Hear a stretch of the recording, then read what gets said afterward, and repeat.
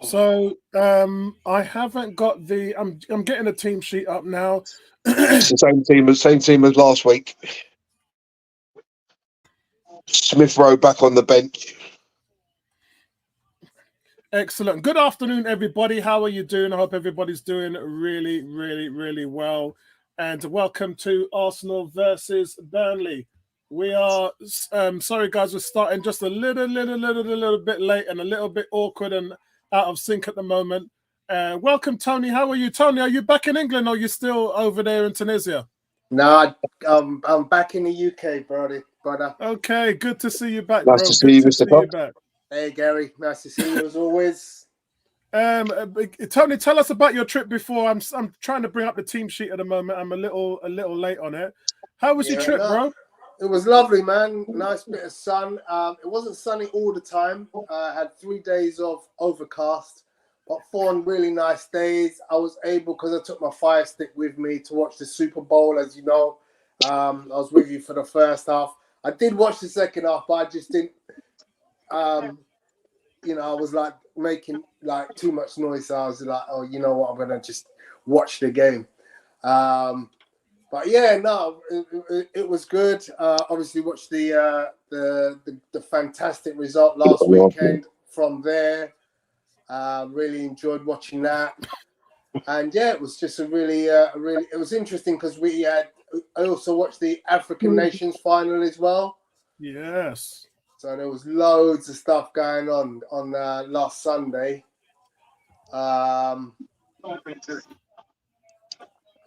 Yeah, I tried to start to watch the Super Bowl. I watched the first 5 minutes and that was me done, man. I had to go to bed. It's like a break after every play. Yes, let's get a break. Caught the ball, let's have a break. I was like, I can't stop and watch this. Yeah, this is how we do, mate. This is how we do. I'm just going to bring up the team sheet quickly. Can you guys talk us through it? Because I haven't even got myself ready. I haven't even put my jersey on. So here's the team sheet. Talk us through it and I'll be back in a second. It's exactly the same team as last week. Trossard as the false 9. Now where he drops off the bench, James Sweet, and is it Marcus Bandiera come onto the bench for Walters and Namweri and not Aaron Ramsey. I'm talking about Aaron Ramsey. Emile Smith Rowe, sorry, is back on the bench after his little ankle knock.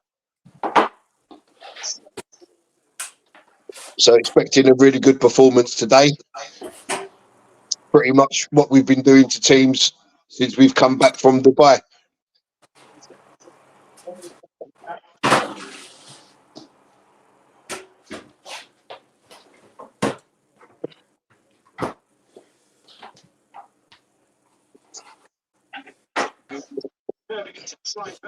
So has Mikel stumbled across a new strategy? Do we see something changing dramatically in the way the team is playing? Because the last 2 results have been fantastic. The performances have been throttling. I mean throttling. We are. Well, I saw a stat the other day, Tone. I saw a stat the other day that said if we carried on playing the way that we've been playing in the last 2 games against Liverpool and West Ham, restricted them to, I think, was it 0.02 XG? In the next games that are left, we would only concede 10 shots on target in all the games that are left. Welcome to the chat, Daniel Millington, and also welcome to the chat, 18. Oh, companies in the stands. Yeah, you must be serving a touchline ban. I guess so. So we've just kicked off on my TV, guys. Yeah, you're a little touch ahead of me. Let me see if I can find a different string. Oh, that's a foul, surely.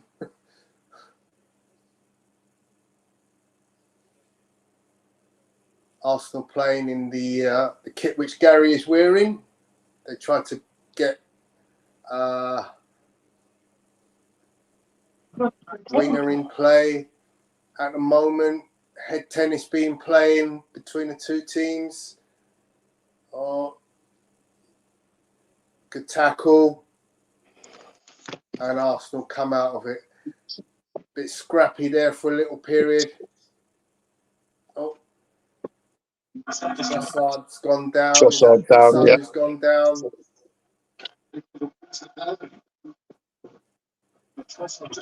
Oh, looks like the kick was on the back heel of Trossard.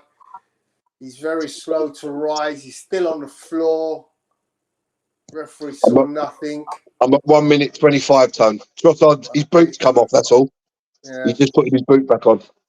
You gained an extra 10 seconds on me. I'm 10 seconds behind you.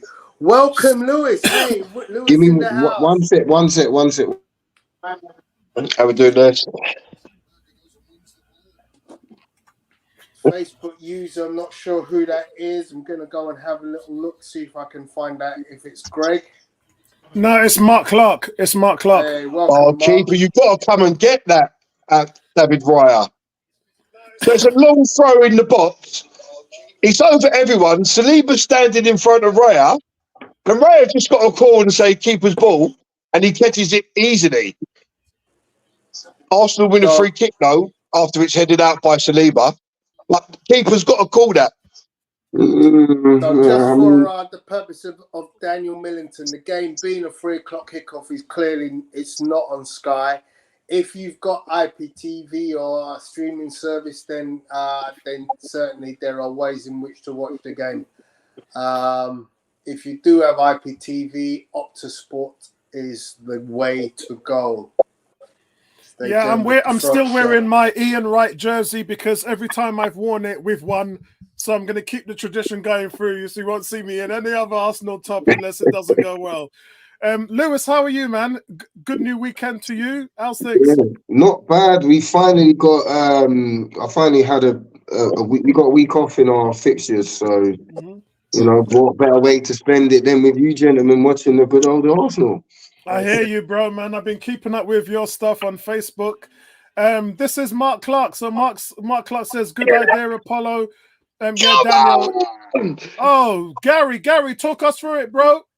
You're about to see it in a minute. Martin Odegaard has just put Arsenal 1-0 ahead. Saliba to Declan Rice. Declan Rice back to Saliba. Saliba looking for options.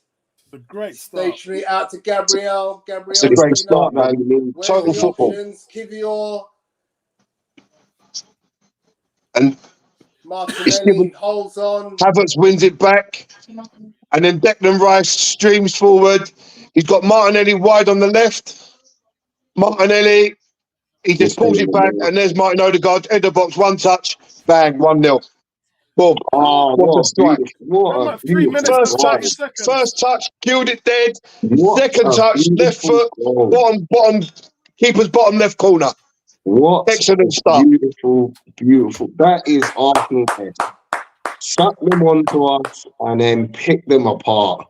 That's my captain. That's my captain. Let's go. And Kai Havertz winning the ball back in the midfield, which started the move off. We intercepted the ball, which allowed Declan Rice to stream forward. Yeah, it's devastating. It's devastating, guys. What's impressive about that, though, and Lewis will appreciate that, is the touch. The touch with the right, just the outside of his left foot. Yeah. Kills it dead, leaves a little bounce, and he smashes it on the half volley straight into the bottom corner. But that touch was immaculate. So for me, guys, I have to have my say. The one thing that I haven't been a fan of this season is Martinelli's creativity, his vision. But on this time, Martinelli, he gets the touch. He gets down on the Burnley right-hand side and finds Odegaard on the edge of the area. And it's just a good placement right there. Look at that. A very clever ball from Martinelli. But do you know what it is? Do you know what it is, Apollo?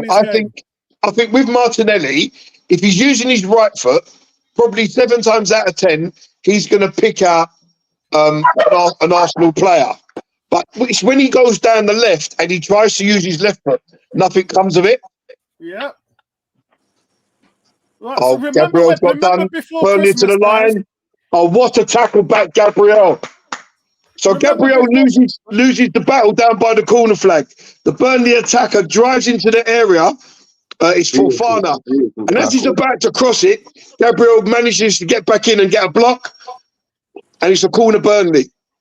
I'm trying to catch up with you guys because I was a minute behind. So I'm going to try and catch up with you guys. Well, welcome into the chat, Andy Roach. What's going on, Banner?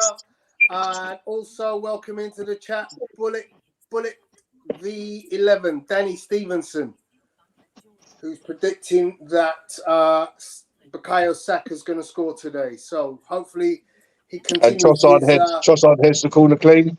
Oh, Martinelli. Oh, that's nasty. Ref. That's nasty, man. So Saka has been taken clean out. No card, but no. Martinelli, a clash of heads. He's looking okay. He's looking like he's just about to get up. But it was head on head, face on face. All right, 6 minutes and 15. 6 minutes and 15. Where are you guys? 6:45. 6:27. Oh, okay. I'm going to leave it here then. Oh, no. Oh, he got done from the back and done from the front. No contact with the face at all. It looked worse from the camera Danny angle. says, yeah, Saka going to score. Andrew says, early but the goals tackle on Saka raised the nerves for real, bro. Guys, the tackle on Saka was disgusting. Yeah. 18 says, hey, Gary, Apollo, Tony. Yeah, Lewis is in the house as well. Daniel says, I'm still at the Emirates. Even though it's a yellow card, Tony. It's a yellow card for Mr. A. Ramsey. Whoever he is. Yeah, he got booked for that. Forest the one up. Or are they? Or is it West Ham? That should be a yellow. Guys, do you remember when Mikel Arteta was talking about game state? Do you know what game state means? No. Game state means that when you get your opponents quickly out of their game plan to chase the game. So everybody comes into a game with an idea. It's that term that you use in boxing, Tony, when you say everybody has an idea until you get knocked down. And then everyone has an idea to get punched in the face. Punch in the face, yeah. I think against teams like Burnley and that, it's always important to get that first goal. Don't give them nothing to hold on to, and you've got to give them a reason to come out of their shell. They're gonna, they play good football in the first division, but they're gonna come physical. They set records, Tony. They set records in that division. Yeah, they're looking to be a physical team. Mark Clark says that one's from Mike Tyson. Or it might be talking about Tyson Fury. It was. No, it is Mike Tyson. It's Mike Tyson. Tyson. Everyone's got something to say to you. Get punched in the mouth. You can see Vincent Kompany there at the moment, guys, in the stands. Vincent Kompany at the moment serving a ban. I don't think him being on the touchline would have made a difference today. Right, we are in that mood to chase down this title and make it, a 3-horse race. Big up in the chat to Greg G. Declan Rice, man. Declan Rice just blocked a shot from point blank range in his chest and didn't even move 1 centimetre back.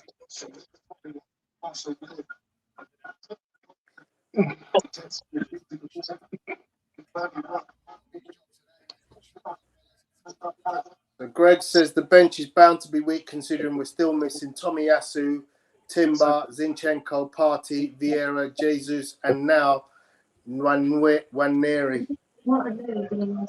Incidentally, well done to the ladies today who won 3-0 at the Emirates against Manchester United. Yeah, Tony, we missed you last night, and you, Gary. Me and Emerson was at the Bournemouth. I went out for dinner. I went out for dinner. Yeah, we had Pierre Mertesacker. I was still in Africa. We had Pierre Mertesacker, Nwaneri, and all of them guys were there watching the game. So it's good to sort of catch up with them after the game. Oh, unlucky Kyrgios. Nice little turn. Kyrgios looking like a bit of a player. Yeah. Nice little turn there, almost slipped Martinelli through. Kyrgios been solid lately, man. Yeah. But you know what, guys? Burnley haven't sat back even after conceding. They're looking to keep Arsenal at least back in their own half. So they're playing really well. Andrew Roach has gone for 3-1. Oh, on your bike, Gabriel, on your bike. Well played. Well covered. And Raya smashes it long.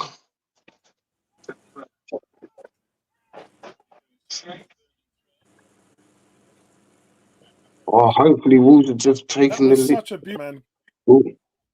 Oh, he should have scored. How has he missed that? I watched Liverpool Brentford, innit? Brentford was shocking, man. Oh, it was terrible. Yeah, they were. They were. How They was were that, shocking. Tony? Brentford had their chances though, but my days. Yeah, they had their chances, but the 4 goals they conceded, Lewis, were shocking. I turned it Yeah, off they after 2-0. Like when it went 2-0, I was like, yeah. Yeah, there's no way listen, they Brentford didn't get any better. I actually went for Brentford in that game, believe it or not. So did I. Why? Yeah, I went for Brentford in that Teams game. like Brentford only turn up for when they play Arsenal anyway. So, But interestingly, Brentford hadn't lost at home to Liverpool since 1930 something. That's why I went for them, because they normally rough Liverpool up when they're at home. Shout out to everybody. Hit that subscribe button, guys. Like this video. Oh, It really Saka. helps What us a turn out. that is from Saka. What a ball. Go on, Trossard, square it. Square it. Oh! Oh. So Saka, with an outrageous bit of skill on the byline, plays Trossard through. He has an opportunity to square it to Martinelli, who's herring into the box. He tries to go round the keeper, and the keeper just gets a glove on it. Just gets a glove on it to avert the danger. But I think he would have been offside. I think Trossard would have been offside. Yeah. That's good. That's good goalkeeping, though. But Yeah, I but you personally think think he he's should have got to squared that. hit it. He's got to hit it earlier than that, hasn't he? Yeah, He's got to pick you're the right. pass. I think he would have been offside. Yeah. You can see here again. The support comes in with Martinelli. Yeah, he's offside anyway, Tony. He's off. Yeah, VAR would have scratched that one. I don't know why Trossard didn't just take it with his right foot. Go near post. When he plays with both feet, Lewis, he could have just opened his body and left-footed it into the far corner. Yeah. But guys, He played with both feet. Yeah, I know. but guys, good work from Ben White by the touchline to beat his man and chip the ball over the top for Trossard. No, that was Saka. On side there.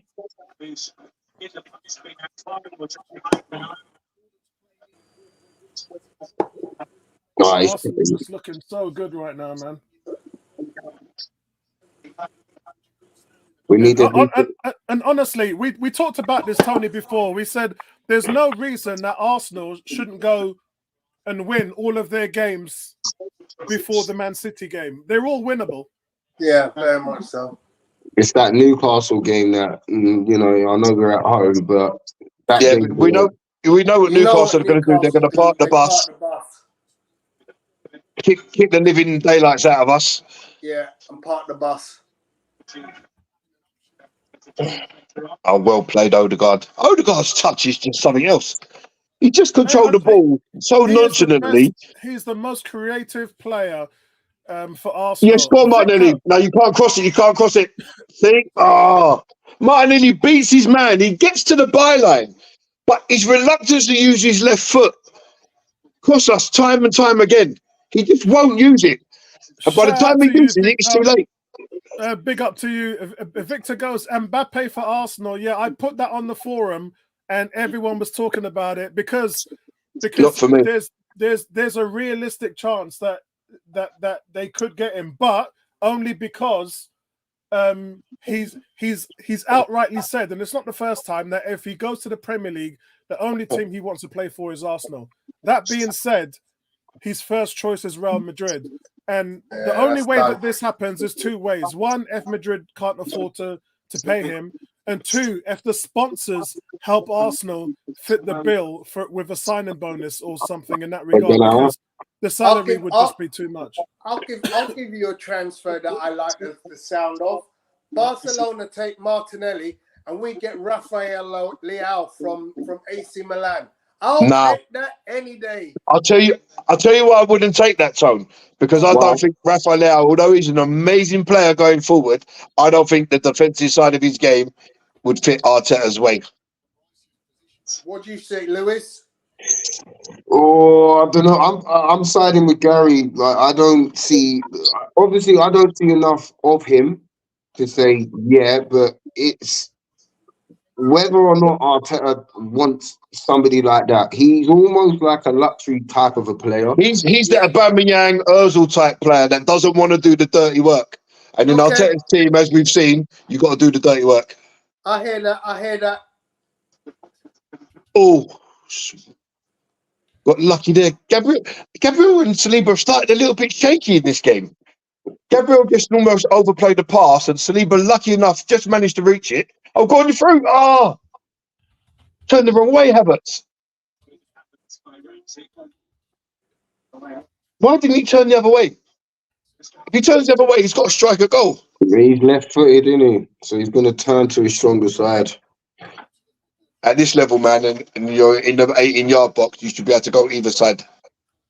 I know this, but you know there are players out there that are getting paid grands per week, and they will only use one foot.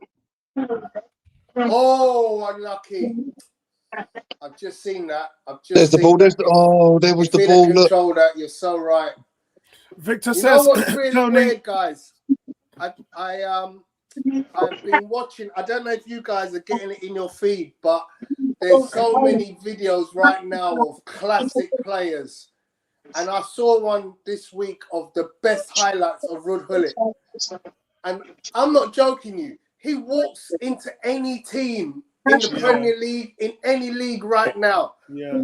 The guy, he was just so strong, though, man. He was amazing. What a player he was.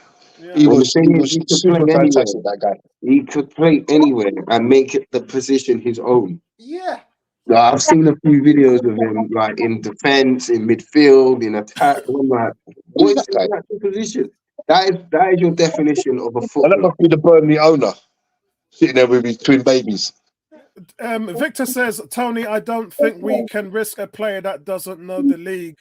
Andrew says, what about Victor? I am Victor Osimhen, all in, bro. Yeah. You know what? I want Ivan Toney today. And nah, not me. I know mate. that he's been out for a while, Ivan Toney, but I just don't think he's that guy for Arsenal. No, nor do I.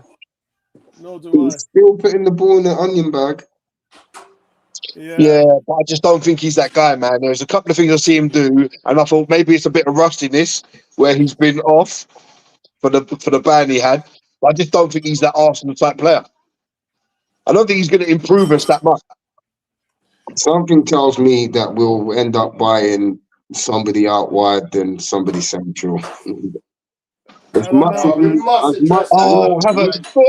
number 9, like a number 9 would so nice in the team. But I don't know, the way Arteta plays, he loves that small little tricresta type of a number 9.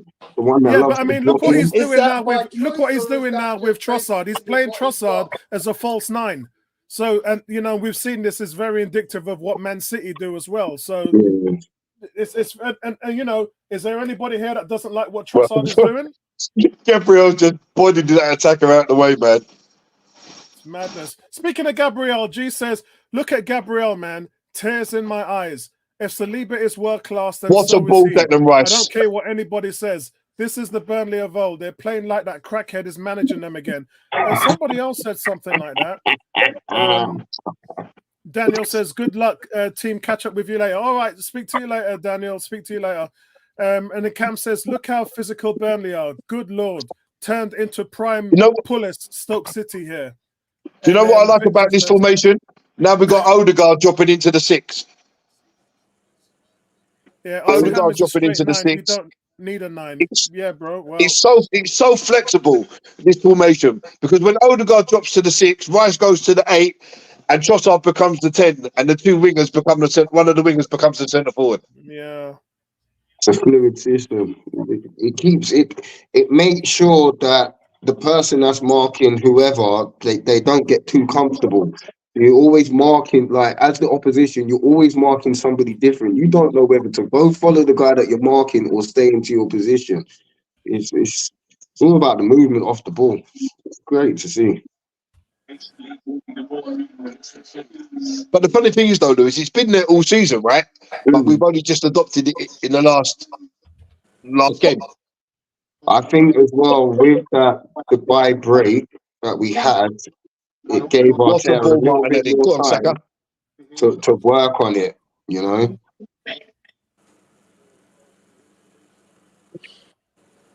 Because we didn't have this amount of movement. Man. Come on, Saka, that's got to be cleaner. Come on. No. So, Andrew says, Victor, you dissing man's share first name with. This is J. Lewis. J. Lewis said Gabriel is the man. Cam says Burnley starting with a lot of intensity. We need to calm them down and keep the ball for a few minutes. He says Victor is the Roy Keane or Roy Kent, Ted Lasso of 101.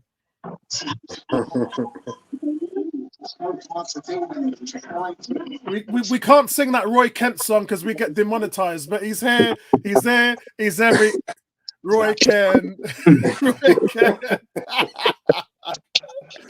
Oh, what a great show, man. I might even watch that again.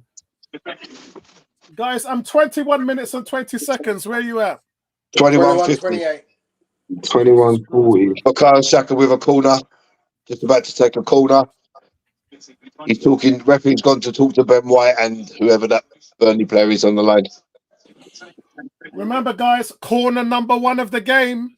Arsenal, 15 goals from set pieces. Leads the league. It's only when Rice takes them, though. Yeah, but the second highest team in set pieces only has 9. Arsenal's got 15. That's insane. But he's pulling him. Ref, can you not see what he's doing? The guy's literally manhandling Ben White. He's not going to corner. Come off a Burnley head and it's over the bar. The guy was pushing right into the net.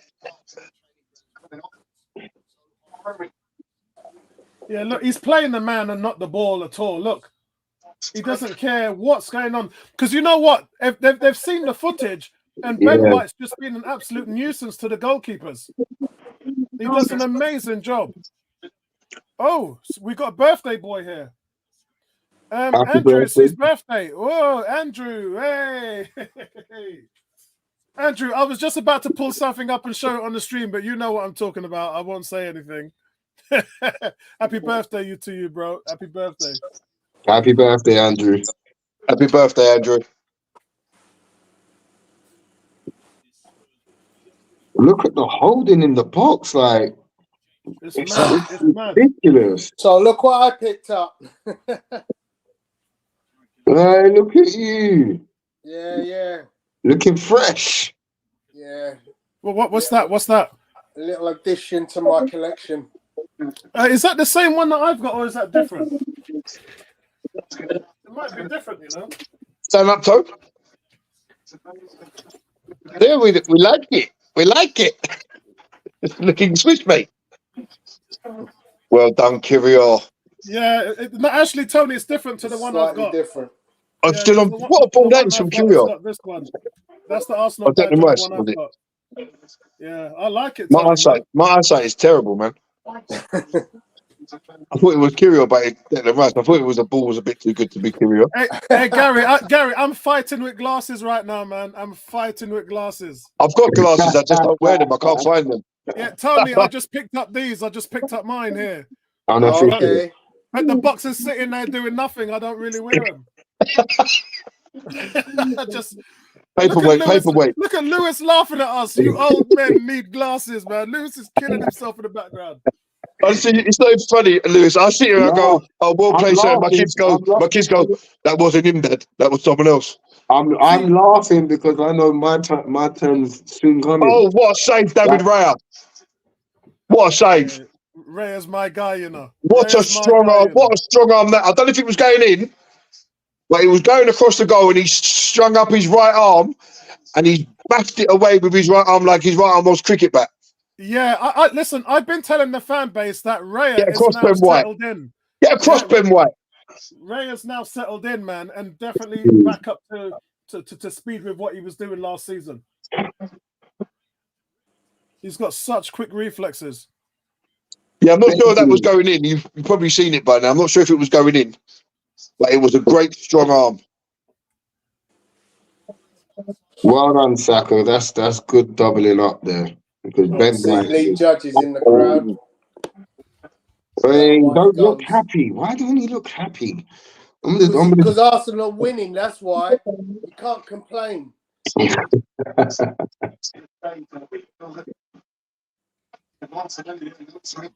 Manager of the month. Yeah, I think Arteta probably will get manager of the month because. No, I think it'll be Rob Edwards, won't it? No, it won't be, because did you know Arsenal have never won 5 games in a row in the calendar year, in the new year? They've never done it. If they win today, it would be the first time in their history that they would have won 5 games in the new year. So, yeah, I think that's definitely a call for that. Cam says, so Apollo, what's changed since Dubai? Well, what's changed is obviously the manager has put much more rotation in the team. He's doing things in terms of the team sheet and the subs, which he wouldn't have done before. And what he's done is he's moved the ball quicker. There's much more directness into our game and movement since the bye. And it looks like we want to kill games off quickly. Our control and combination plays also improved in the midfield and the final third. So that's what I think's changed since the bye. What I've noticed is I think we've cut out all the mucking about, haven't we? All this showboating and trying to beat people for fun. It's been simple, direct, quick, and that's what's not allowed the opposition to set. It's almost like he said to the lads, like, listen, we're still in this. This is now where we go back to the football of last season, where we're playing at a higher tempo now.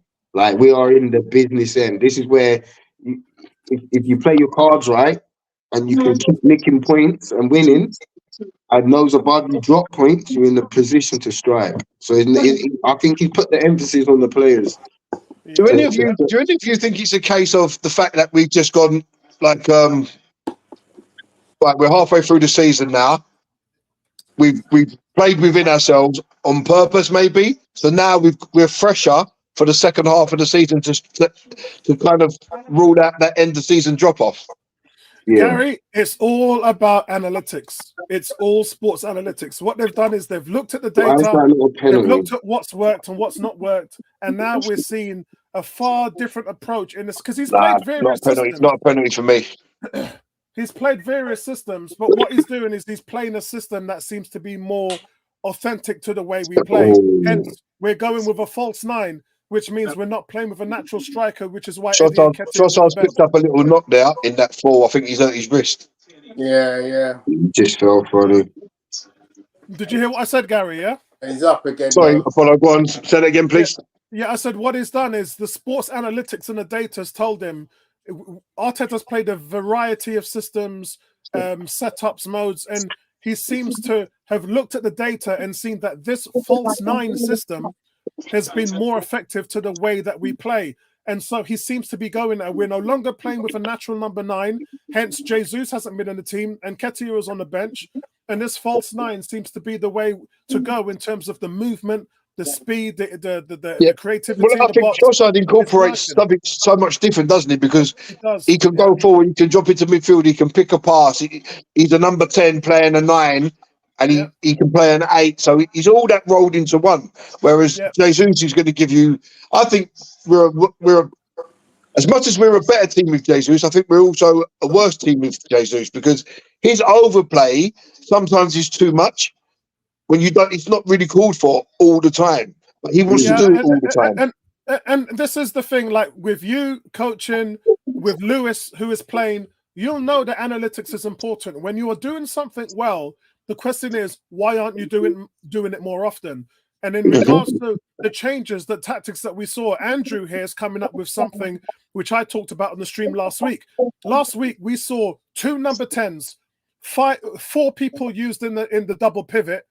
And then we also saw Martinelli and Saka playing on the same side, both on the right-hand side, interlinking play, rather than the step-up triangles that we've seen with the overlays there. So very, very difficult to stop if you don't know what's going on. And quite frankly, teams don't know what we're doing.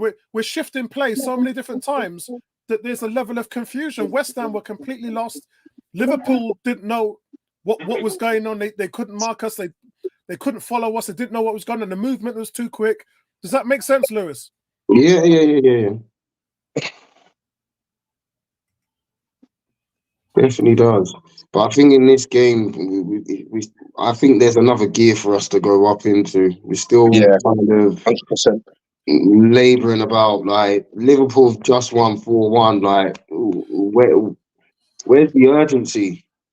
And I get like we're 1 up and we're trying to draw them out, but sometimes you have to take the initiative and just go for it. You know. That's a foul. You get a card, ref. Odegaard sent him for a pizza there. What's going on? The turn on the sixpence was unbelievable. And he's pulled Odegaard back, free kick, no yellow card. He was driving towards goal, penalty area there. Yeah, so Gary and Lewis. Oh, and it was almost 2. Quick free kick. He slides in Saka. Saka squares it, and that bird just gets there ahead of Havertz. Yeah, that's a good turn there. Yeah, that was 2-0. I'm at the free kick with Odegaard at the moment. You're going to see it now.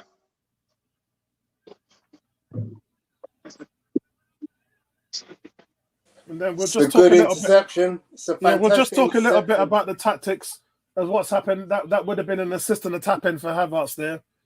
You see what I mean about Havertz always gets into the right positions because of his movement. Guys, tactics-wise, what's happening is Burnley are now playing 5 men in the midfield. We've seen this happen before when teams try to adjust to Arsenal. So they are playing with a 5-man midfield. And what Arteta's done is he's dropped Odegaard deeper and he's made Ben White stay at home a little. And that's how we're shifting play here. I know Lewis mentioned... do you know what? Ben White's just been given a free kick against Ben White. This guy is all over him. Ben White just basically moves out of the way. The guy's trying to wrestle him. And when Ben White kind of moves out of the way, the guy falls over. He's got no one to lean on, innit? He's got no one to lean on, man. But guys, like I said, he's doing that because Ben White disrupts the goalkeeper in crazy levels. I can show you 3 or 4 goals this season where he's just tying everybody up. They've obviously seen that on the footage and the film they've watched. You can't do that. You have to find a way. I know. You know what that reminds me of? Yeah. It reminds me of the Philadelphia Eagles tush push. Yeah. There's some things you just can't stop. Yeah. It's his job to stop Ben White because there's a reason, guys, why Arsenal are scoring more from set pieces. Yeah, there's a few players in the Arsenal team when it comes to the corners that are set as blockers. Yeah. What the ball? Go on, Havertz. Oh, Havertz! The touch. Oh! So the ball's played in. Havertz, his touch takes him away from goal. If he kills it dead, it's a simple shot on goal. As it goes to Saka, he crosses it. Trossard misses his kick. In front of the goal, misses his kick. It's only a matter of time until we get this second goal. We've got to, What a ball, Declan Rice. Havertz. Come on, Havertz, man. Trossard miskicks it, Gary. What are you talking about? It was an air kick. He miskicks it, mate. Yeah, that's what he said. That's what I said. I thought you meant Havertz. I thought you meant no. When the ball was initially played through to Havertz, his touch took him away from goal. He touched it, and it took him. It ran out to Saka. If he controls it dead, he turns and shoots. Exactly. You're absolutely right, Gary. The touch was terrible. And then when Saka plays it back, Trossard completely misses his kick. Look how Odegaard's easily won that ball back. Vincent Kompany's got to be furious with that. Oh, Burnley get caught all the time upon trying to play out. Guys, Odegaard is just brilliant. He's my favourite player on the team. He's just absolutely killing it today. Oh! The touches. Look at this ball from Odegaard. That's ridiculous. Well done, Saka. That's ridiculous. That's a foul. Stepped across him. Oh, my God. Odegaard it's a blatant foul on Saka. The guy just steps across it. That's obstruction at the least.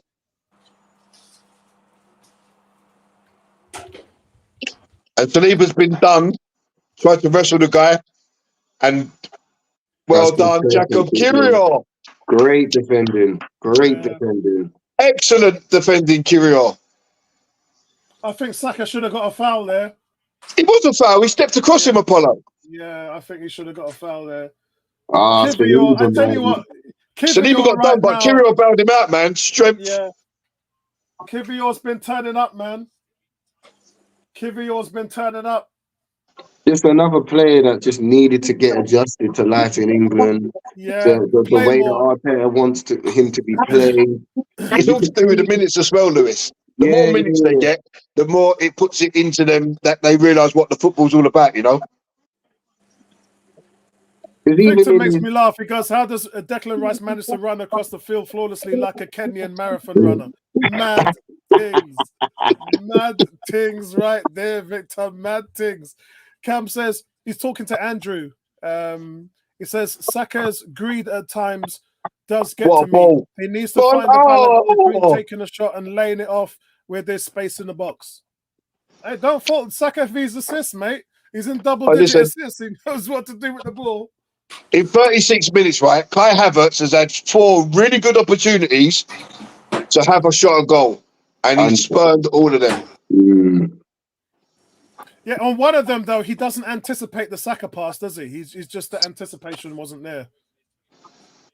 He was almost put through again there by Trossard. Yeah. He's making a run, Stone. Oh, just what a good covering, man. Odegaard almost slipped Trossard through. That's what we need him to do. We need him to start putting... Rice has lost it. Burnley comes, Saliba wins it back. Martinelli's in acres. Cam's talking to Lewis and Gary here. He says, Saka's weight of pass and vision is really good. I swear this boy is a middle-of-the-park player. I said that about Ethan Nwaneri last week, that he should be playing in the middle of the park.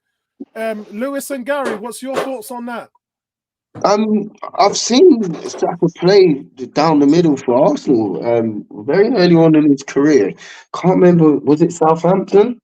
Yeah, he played number 8, didn't he? Yeah. I personally think if you're good enough, you can play. A good enough player, you can play anywhere on the pitch. 100%. I'm with you on that one, Gary. I mean, don't forget this kid started off as a left back, didn't he? No, again. He came into the Arsenal side. Penalty! Yes! Penalty Arsenal! And a yellow card, Trossard brought down. Yep. Havertz again. Havertz gets too much space and Trossard is brought down. Wow.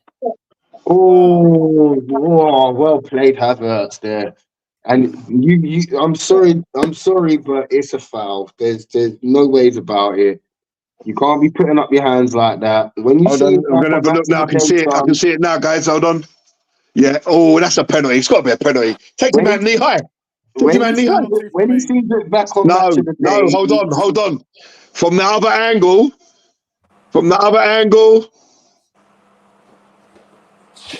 It looks like there's not a lot of contact. We don't need a lot of contact. We just need contact. Man. Yeah, I know, but I'm just saying it could go either way. It's gone to VAR. Well, the defenders, Gary, he doesn't pull out here. He lunges his leg. Look. Yeah, no, I know, but I'm just saying it's gone to VAR. And he's the wrong side as well. He's the wrong side. Yeah, there's not a lot of. Gary's right. There isn't a lot of contact. When you see it from one side, but when you see it from the other side, it looks like there's minimal contact. Yeah. Let me rewind it back to. Listen, VAR. I'm still looking at it. It's going to get overturned. Hold on. I've been given. Odegaard. Yeah, it's a penalty. 2-0. 2-0. Bukayo Saka. Yeah. Odegaard places the ball on the spot, walks away. Saka comes in and takes the penalty. Nice. The son of Odin. How many goals is that for Saka now? 51 in Arsenal. In total this season 11. Oh dear. 11 goals, 8 assists. He's got what's this game week 19 or 8-20?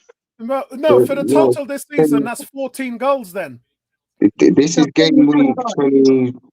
Yeah, it's 14 goals for the total. So 25. So he's got 19 goals and assists. Another 6 equals his record of 25. Oh dear.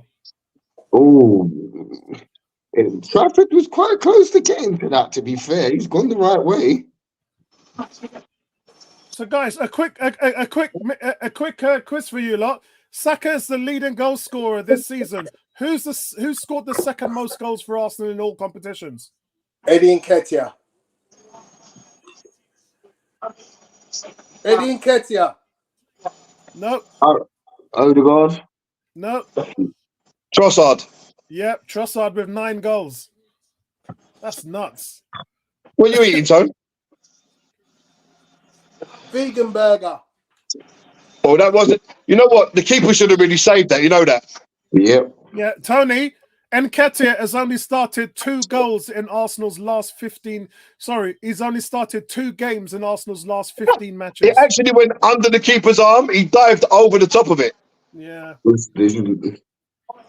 He's not the best penalty taker in the world, which is why it's strange that they keep going back to him.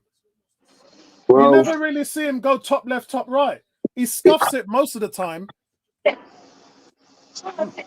Yeah, he's not. He's not my first choice for penalties, to be honest. I'd have given it to Trossard.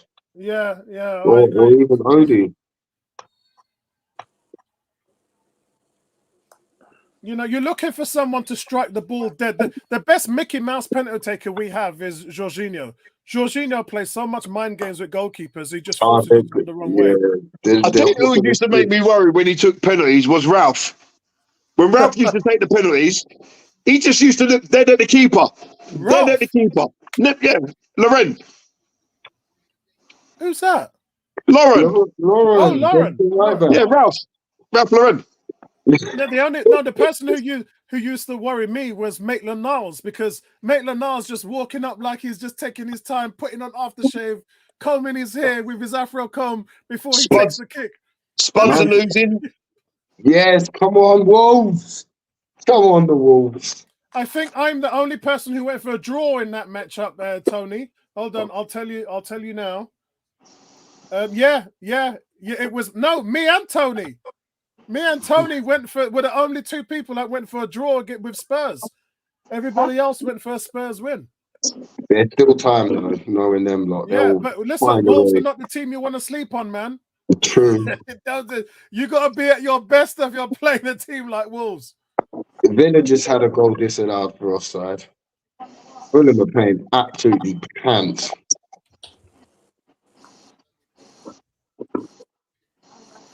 Wow. Scores on the doors, guys, as you're with us here. Arsenal 2, Burnley 0. I predicted 3-0 today. Villa 1 up against Fulham. 0-0 Newcastle, Bournemouth. 0-0 Nottingham Forest, West Ham. And Spurs are losing 1-0 to Wolves. That's a great header in the Wolves game.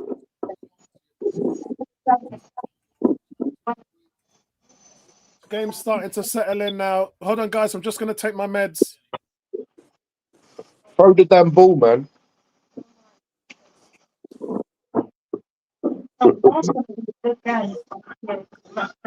Oh, well done, Curio. Well done, Curio. He doesn't make a tackle, but he just makes it impossible for the Burnley guy to clear the ball, and he wins a throw-in down by the corner flag. Excellent play.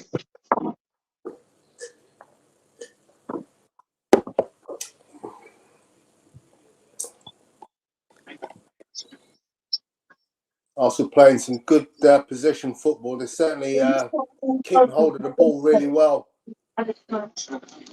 Oh, that's Craig Bellamy on their bench, isn't it? Yeah. Mr. Angry. Good. Was he?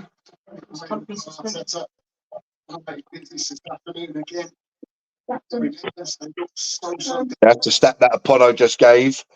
If they win today, it'd be 5 straight wins in the calendar year for the first time. Yeah, well, that's something. Not even the great Arsene Wenger could do it.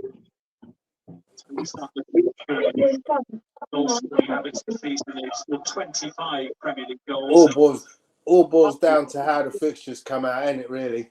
Yeah, but there is no dead cert wins in the Premier League. And you look at some of the points that we've dropped. We got teeth at Newcastle, teeth at West Ham, Aston Villa as well. Yeah, Aston Villa again. 3 games there where we could have got at least a point.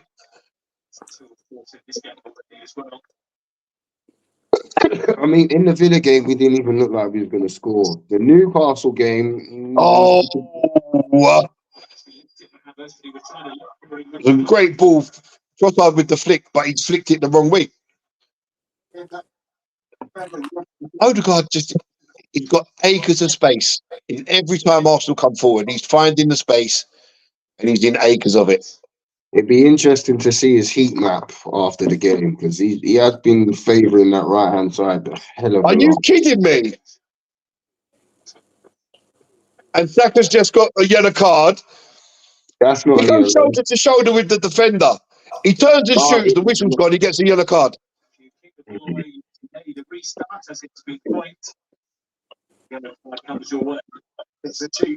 could just say, see, this is the thing with refereeing, right? But where was the foul there? Where was the foul? All he had to do was say to Saka, listen, the next time you pick the ball, you're going in the book. All right, ref, sorry, didn't hear it. Carry on. But Lewis, where was the foul there? There was no foul.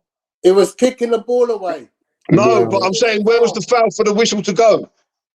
Why was the free kick given? He wasn't offside. He went shoulder to shoulder. Yeah, Shoulder to absolutely shoulder. right. Absolutely right. There's no foul there. There's no reason to blow the whistle. They're both going shoulder to shoulder. He wins.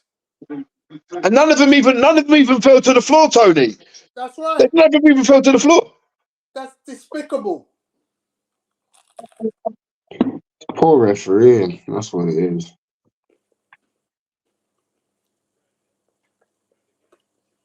And we just need to keep this.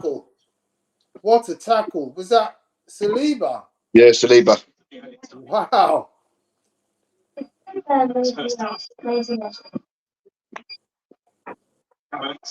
know what? Havertz has just won a free kick, but I didn't think that was a foul. I just reached around him to get the ball.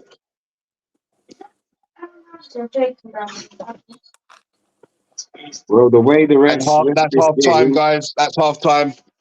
That stream playing up.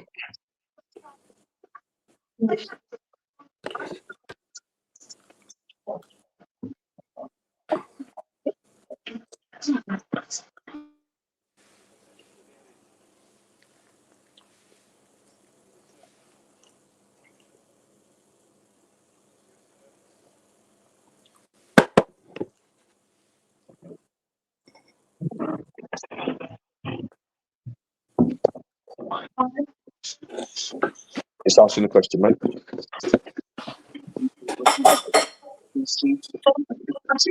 Jackson yesterday. I think he down 2 seconds. No, he actually went through a 1v1, then a 1v1 again.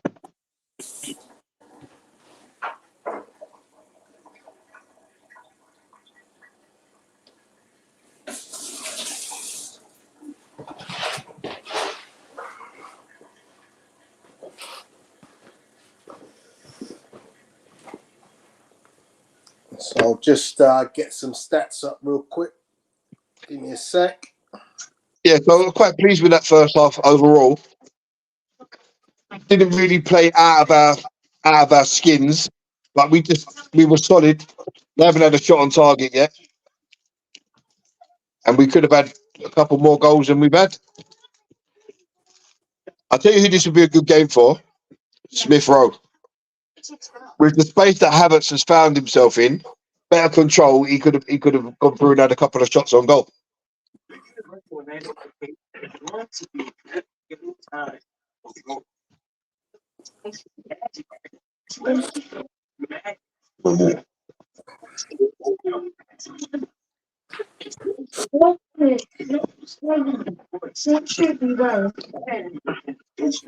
Right, guys. Sorry, I haven't finished yet. I've got to go back, but I just want to talk about the halftime. Halftime, Arsenal 68% possession, 4 shots, 2 on target, 4 corners. Burnley, though, 30% possession, just 2 shots, none on target. That's a theme that we've been seeing almost every single week, where Arsenal are just suffocating teams, holding them without even having a shot on target. It's something we saw against West Ham, we saw against Liverpool, we saw against Crystal Palace. This new way of playing now, where you can see this double pivot, the convergence of the help and support that is happening in the midfield, the dynamic, fast movement and play that we've seen up front with the false nine. It seems to be a formula that Arsenal are using to just absolutely dominate games. So for me, guys, straight off the bat, Arsenal are in total control here at Turf Moor. Odegaard put them ahead after just 4 minutes. Amazing strike, great vision by Martinelli, and just the control and then finish from Odegaard is just textbook Odegaard, really. And then Trossard won a penalty with good link play, ball into the box from Havertz. Havertz always in a position to cause havoc for defenses.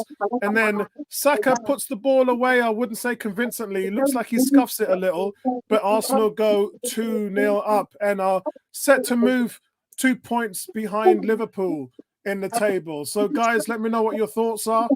I'll be back in a second. I think what I'm impressed most about is the core of this team is so strong. You know, from the front, Havertz, you know, Rice, Gabriel, Saliba. That little core, they're all big, strong guys who can put themselves about. There's no more of us getting bullied anymore. You know, this team has become large. We remember we was a team of little midgets. Now we're a team of big, strapping, strong guys now. And I think that core is what helps us suffocate these teams. If they beat Rice, on the occasion they beat Rice, they run into Saliba, they run into Gabriel, or they run into Havertz. You know, them 4 players are strong, are what makes us so good in this new thing that we're doing with suffocating the teams.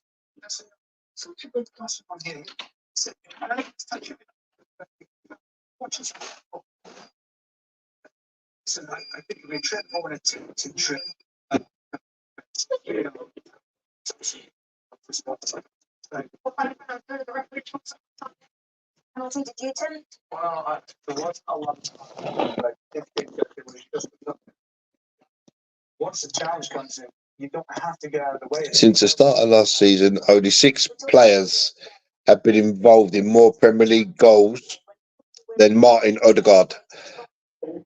32, 20 goals and 12 assists, while he's had a hand in more goals than any other midfielder in the competition during this period.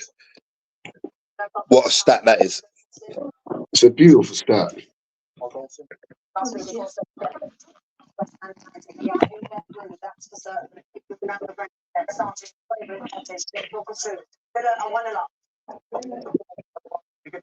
Just a lovely, commanding, professional performance so far. We just have to, you know, get a couple more goals and then rest the key players for next week. I can see that. Yeah, Dr. Wake's been in really good form this season. We can see the play develop from there nicely to the left side. First time ball. Here's an interesting stat for you, Tony. Since the start of the 21-22 season, Bukayo Saka and Mohamed Salah are the only 2 Premier League players to have registered 40+ goals and 30+ assists. Wow. But yet, Bukayo Saka is not world class, according to one Mr. Rio Ferdinand. Where's Foden in those stats? Definitely second most goal scoring defender of I'll tell you who I like as a player, talking about centre forwards, the big dude from Forest. Oh yeah, the one He just scored a really good goal. Against Newcastle. Whoever they're playing today, he's just scored a really good goal. I think they're playing Newcastle at St James's Park. No, they're playing West Ham. Oh, that's it. My bad. Is it true that Pedro Neto's got another assist today, which makes him right up there? Would you pay 60 million for Neto? Yes. That's a bit pricey, but he's definitely someone I've been watching of late. Definitely someone I've been watching lately. No, he didn't get. I'm being told he didn't get the assist. Okay.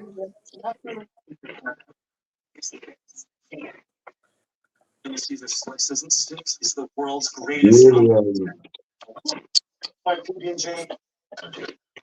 Digestive pepperoni pizza. Get hot ready pricing 6 for $6.99. Walk in and walk out with your morning. Yeah, pizza. Team Weekly is hosting a special rich band.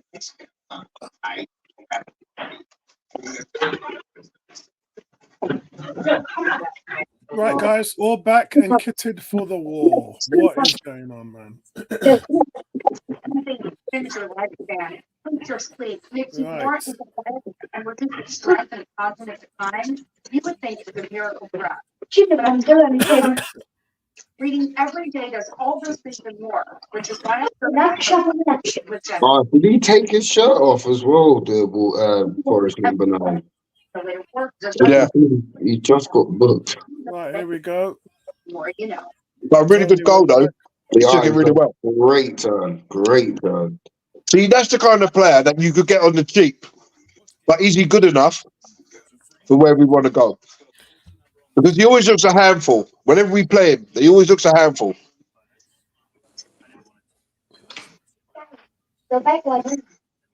He absolutely bodied Saliba when we went there. Back. Yeah, Arsenal set pieces just running things right now, man. Just absolutely dominating. And that is the reason why you see Burnley trying to mess around with Ben White. Teams are on it now. You sit in those rooms and they're saying, look, we got to stop Arsenal from doing this. We got to stop them from doing that. I mean, you think about, we're playing the best football now in the league. You probably could say Man City are as well, but we've beaten Liverpool. So we're playing the best football in the league. We have the #1 defense. We're scoring goals for fun right now. So, and guys, this is crucial. At the end of this month, we're looking to get all of our players back, every single one of them. So we will be at full strength on the 1st of March. How good is that, guys? It is sounding absolutely just at the right time, isn't it? Yeah. Yeah. Normally this time of the year, we're like, oh no. He's out for 2 months, he's out for 3 months, or he's out for the rest of the season. What's even more impressive, guys, is the fact that we've done it without Partey.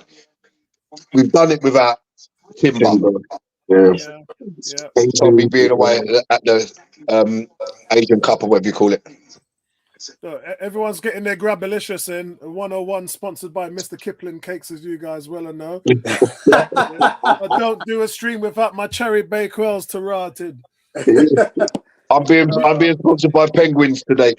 Yeah, you should have seen me and Vincey. The guys were asking about the what's your spoils in the Super Bowl, because Super Bowl is traditional food. Hey, the Jamaican touch there, the gingerbread. Extra fiery.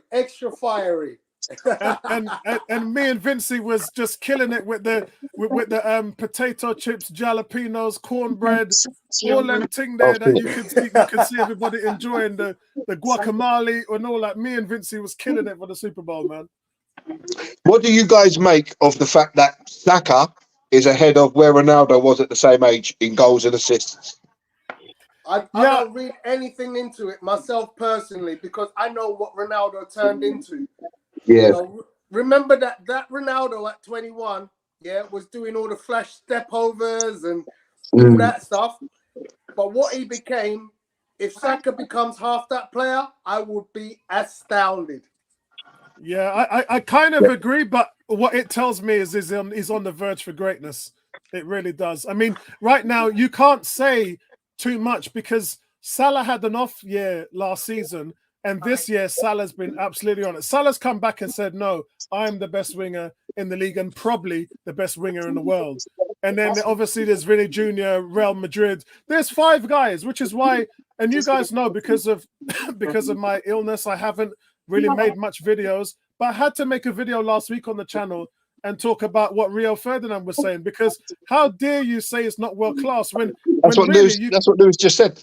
Yeah, you can only mention 5 other players in the world that's doing what Saka's doing. 5. You know what it is, Apollo? No matter what player is in form yet? Because Arsenal have come from the darkness and they're about to step into the light, and they're on the verge of doing they're on the verge of doing something very special. And all the pundits are now worrying about when it's going to happen. So Yeah. if there's any chance of a slight dig, they'll give it. Like there's no praise. Like we beat Liverpool, all they could talk about was the celebrations. Look at Liverpool's celebrations after the Brentford game Yeah, yeah, today. yeah.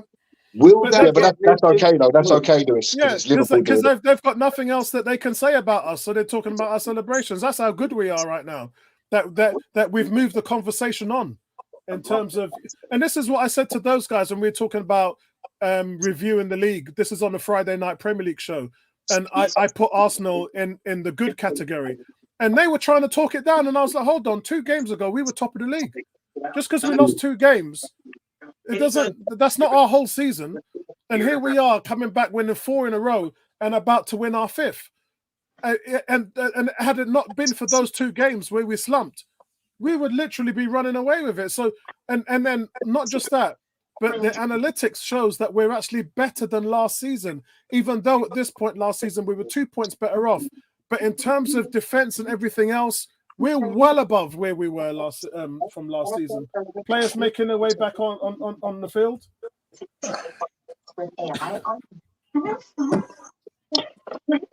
And what was I watching? I was watching one of the podcasts on YouTube, and they were saying that why is it that if Arteta doesn't win anything this year, then he should be sacked? And they were saying, well, what about the other 18 managers in the league?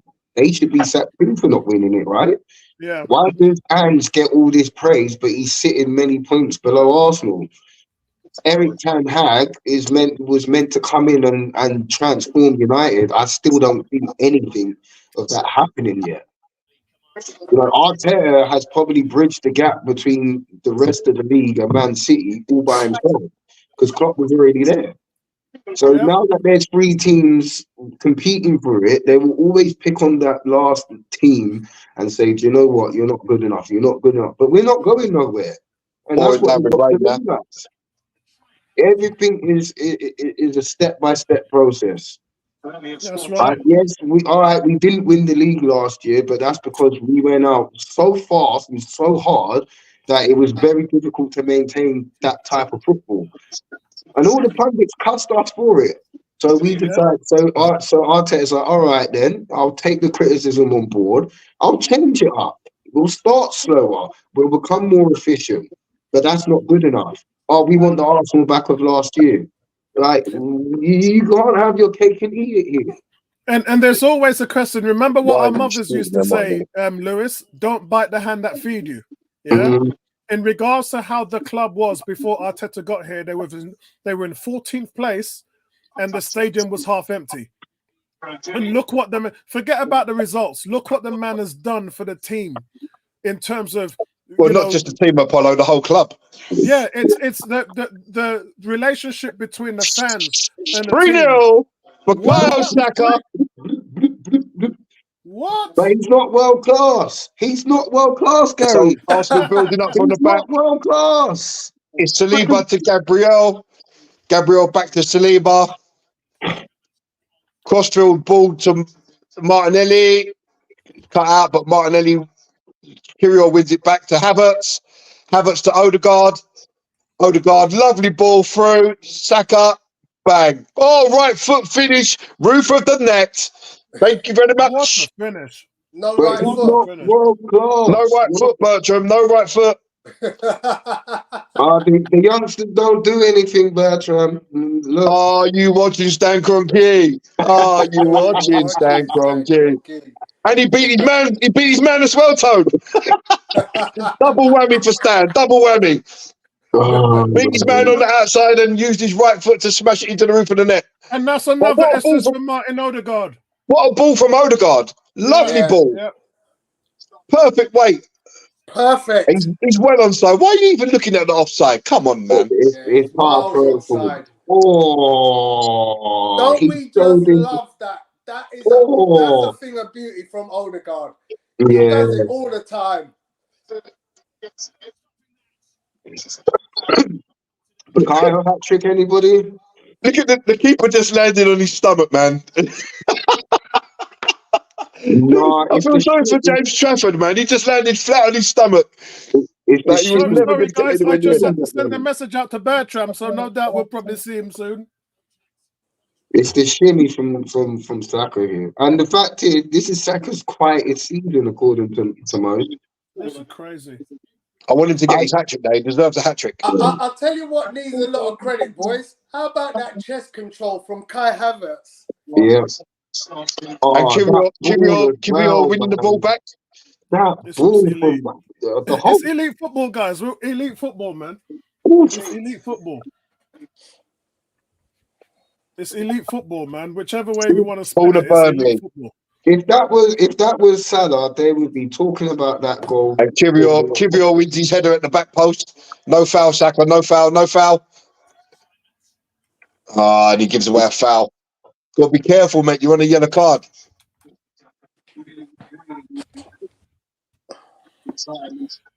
Shout out to Andrew's had to leave. Andrew, take care. I'll speak to you later, my brother. Victor says Burnley should just park the bus, otherwise they'll be in for a long afternoon. Alex, shout out to you, Alex.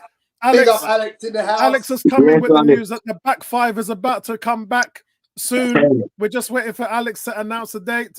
Boy, talk about pressure. Cam says Foden hasn't and couldn't. He says, I wouldn't say that. I wouldn't say that. I'm not gonna trounce on young Foden. I mean, he's a Foden's a phenomenal class footballer. There's player. no Burnley take the free kick, and the referee told him to retake it because he's talking to a Burnley player that's standing 25 yards outside the area. Mad. And the second free kick comes in, and it's a. Oh my days, that is a poor goal for Wolves to concede, man. That is ugly. It is such an ugly goal, man. How many times has Tottenham gone behind this season? That's ridiculous. And they keep on coming back. I mean, No, credit to them but for the coming kid back. But can't be getting nuts like that from there. It's the only place he could have put the ball. That's unreal. That's what I said, man. They always find a way to get back into games. They always turn it into It's offside, man. You can't take the free kick from in their half. He tried to take the free kick 10 yards inside the Burnley half or an offside.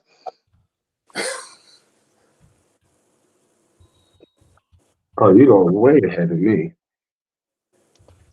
I'm at 49.50. 50-30.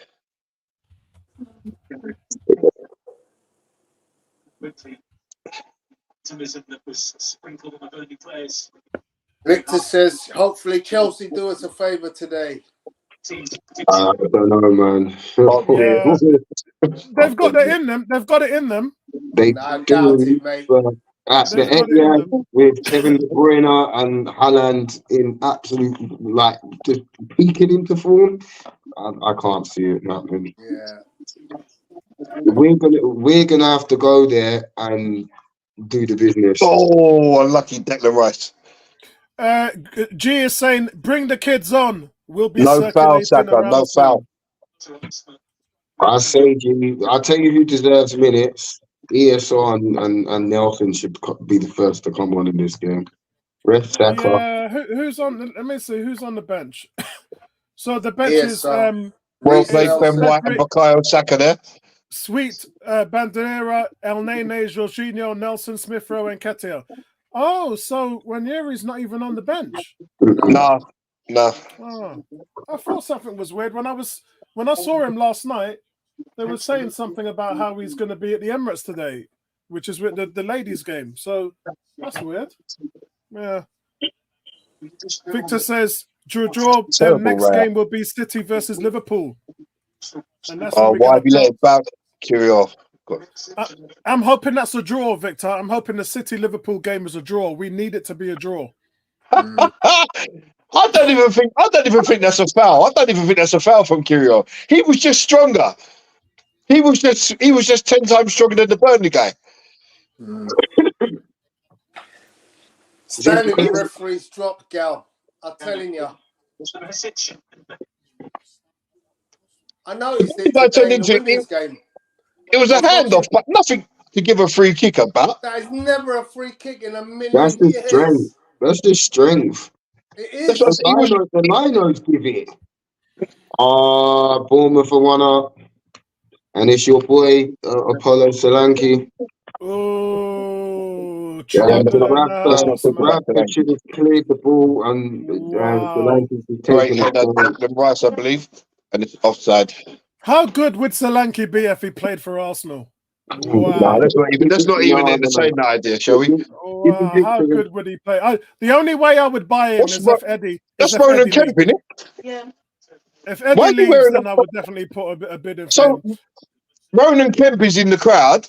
He's wearing Arsenal shirt and tie. What's that about? Who? Ronan Kemp, Martin Kemp's son. Oh, okay. He's wearing Arsenal shirt and tie. Yeah, but Martin Kemp's an Arsenal fan, isn't it? That's but why is he wearing that Arsenal shirt and tie? Is he in the box or something? He's probably in the box, yeah. He's got a lanyard around his neck, so he must be. He's in a lounge, yeah. Yeah. Camp says Saka 7 goals in his last 6 Premier League matches. Yeah. That's not world class form, I'm afraid. But you know, that's nuts. Lewis, you're hanging on to that one. I will. Yeah, because Rio Ferdinand needs a slap. The thing is, like, how does that even help our community? You're supposed to be bigging him up, man. Man, talking about well played, Gabriel Martinelli. And remember, Salah was supposed to go Saudi Arabia on the last day of the transfer. Odegaard into the 6 again, dropping deep in front of the back 2. Yeah, that's been happening quite a lot. Burnley preparing for another substitution. They haven't got close to Arsenal this afternoon. The game's done. Let them make all 5 subs now, man. And so this is what I was talking to Bertram and Gary about. How has Arteta been managing these games?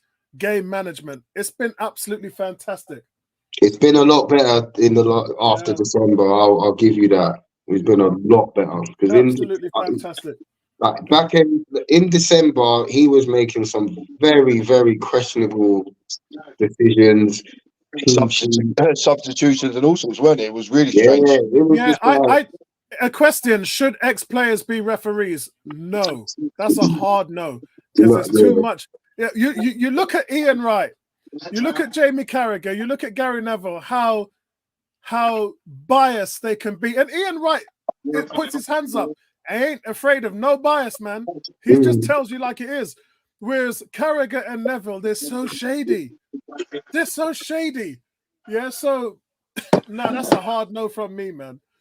That's a hard no from me. I'll tell you what, if Arsenal score a goal, I lost the ball. I was going to say, if Arsenal scored a goal from where the passage of play, it was about 20 odd passes. Easily. I mean, the thing is, Apollo, when it comes to refereeing, should they have played at a particular level? I think that at least minimum requirement is playing in like high level non-league. Yeah. Or like a couple of steps below that. Nothing from like combined families of that. Referees come from like this. When you think about it, they start at the very bottom. You've got some referees who possibly will be refereeing your son on a Sunday morning, yeah, and they're gonna just go through all their levels and keep going up and up and up and up and up and up. Yeah. So they start off right at the bottom, Sunday league, and then they find themselves elevating themselves through the different stages till they get to championship, and effectively, if they do well in the championship, they get to the first division. Great tackle by Odegaard there. Nothing wrong with that, mate. For me, it's an interesting injured himself from the fall because I was having this conversation on holiday about trainers. Should trainers be ex-sports people in the sport they are the trainer at, or the sport that they play. Because let's be honest, yeah, if you take American football, Apollo, some of the best head coaches, they do nothing as players. Yeah, I know, yeah. Because it's all about, can you see the game? Yeah, analytics. Work out tactics appropriate analytics. To what you see. Yeah, look at Carl. That's what makes a good coach, though, Tony, when you can see Carl things. Shanahan, Sean McVay. Look at all them guys. Yeah. It's all about analytics. This Burnley guy's injured his knee, man, or injured his leg. They're bringing on a, what do you call it, a thing to hold his leg in place. Yeah, Cam says Saka on 12 league goals. Surely he can hit 20. G says, I can hear Mikel screaming pass on the sidelines. Bertram says critical thinkers. Big up Bertram in the house. And Victor says they should have played some football at least. Yeah, but what level? Like, what level? Like, they're playing football at the park with your brethren, and then they're playing at a decent semi-pro level where, you know, the game is faster. You know, you appreciate the physicality of the game a bit more the lower down you go. I'm just watching that penalty again from Saka. In terms of, you guys know I manage in my job. Same thing really with football. What the things you're looking for is leadership, tactical knowledge, an eye for a talent. Like, because you know you've got to be there, bringing people into your philosophies. You got to know. This looks like a bad injury. This guy's been down for 4 minutes now. You got to have the confidence. You got to have man management. You know, and really be a master tactician. Because whatever you do flows the pigs and troughs of wherever a team goes. You should be able to craft really a strategy and maximize the chances of winning any football games. And Bukayo Saka going, Bertram, can you see me now? Bukayo Saka. This guy's on the gas. This guy's on the gas and air, mate. This guy's on the gas and air. This must be a serious knee injury. Yeah, I think it is. Could be a dislocation. Or worse, it could, as Bertram says, could be ACL. Yeah. ACL, you don't normally have gas in there like that. No, normally a gas and air is for a break, no? Yeah, that's what I suspect. A break or a dislocation. Well, he's been down for almost 5 minutes now. Yeah, no, it's serious. It's the very fact that they're not moving him either much suggests that there's one of the two. I think in regards to Arteta, you guys know I'm a big Arteta fan, and the tactical knowledge has always been there from his makeup, and any person who he's been associated with, managed with, played with, will always say to you, this guy was destined to be a manager. But I think the inexperience over the years, and you've seen the improvements in terms of, like, a poor tactician can run out of ideas, and their team ends up playing one-dimensional football. And maybe in the early years we saw a little bit of that, but I think great managers can adapt their tactical instructions depending on the opponent's style of play. I remember when Wenger used to go in and he used to say, look, we're going to play, we're going to express ourselves. What about your tactics of the other team? And no, we don't care about what the other team's doing. You know, those days are gone. Now you have to analyze, like in American football, if you don't know what the other team's doing, the plays that they call, then you ain't going to win a game. Because in American football, when an offense calls the plays and you're on defense, because of the way you study and analyze that team, you should know what they're going to do. And 9 out of 10 times, defenses know what offenses are going to do. But that's where you get the different things like misdirection plays and audibles and things like that. Because the game, there's so much of there's such a minimal art of mistakes in things like American football and basketball, that it's those fine lines and those very few plays that ends up changing the game, because everyone's pretty much on it. The same with Formula One. Everybody's, you know, you design your car to a certain thing, and the person that comes up and thinks outside of the box, he gets the advantage, and every other team on the grid starts to copy that person because they've managed to break the mold. And so I think with great managers, you've got to be a tactical master, but you've got to be able to adapt and be tactically varied in what you do when things go wrong. And I think that's the key.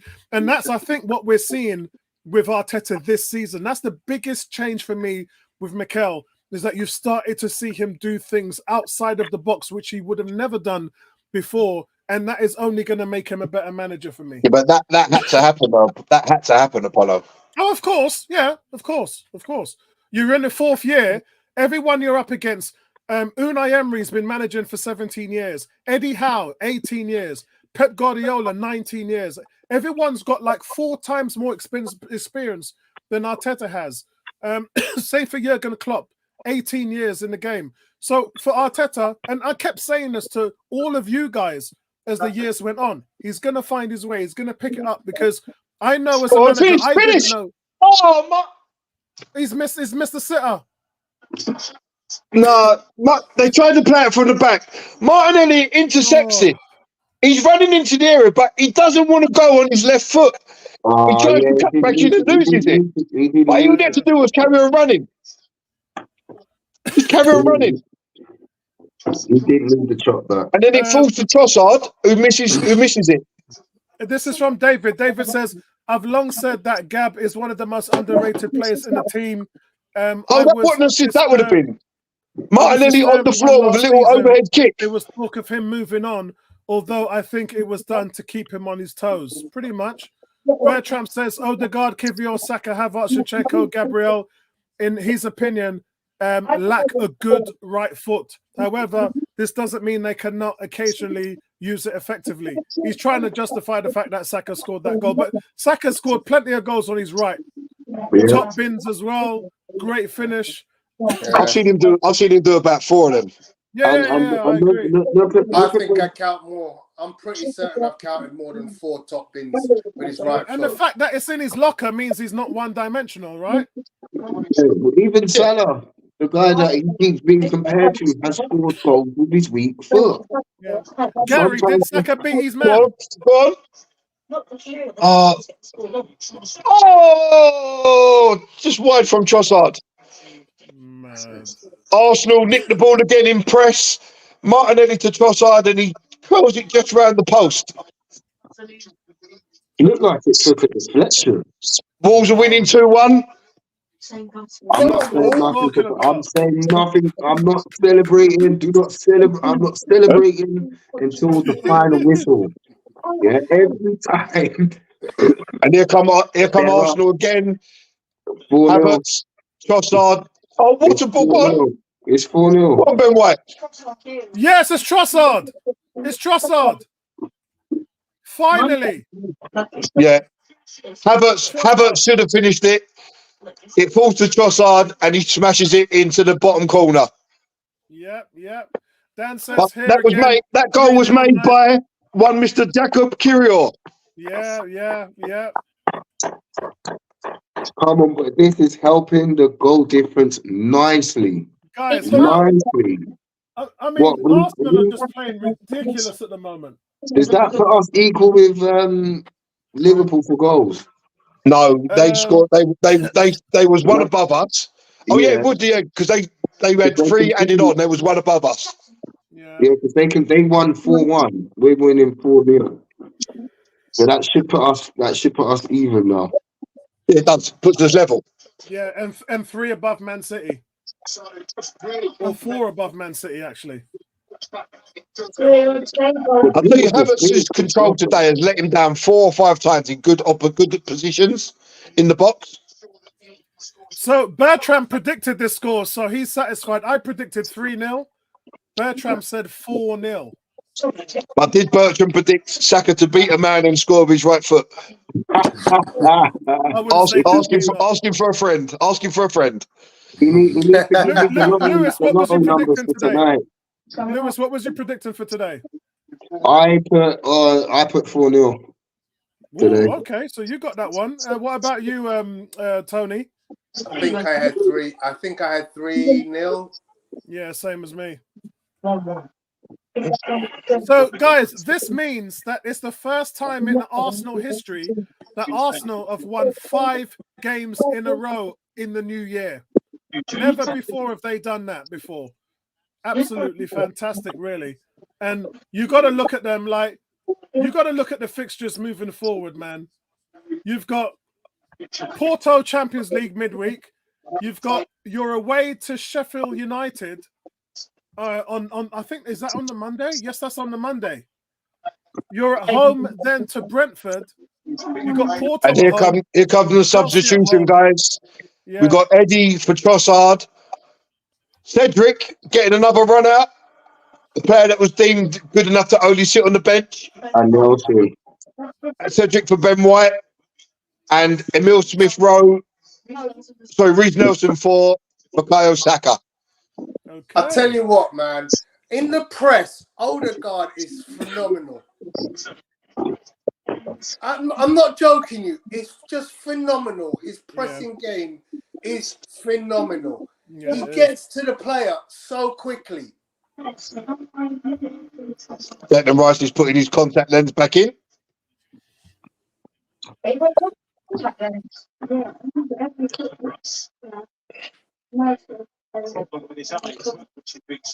a contact lens, mate.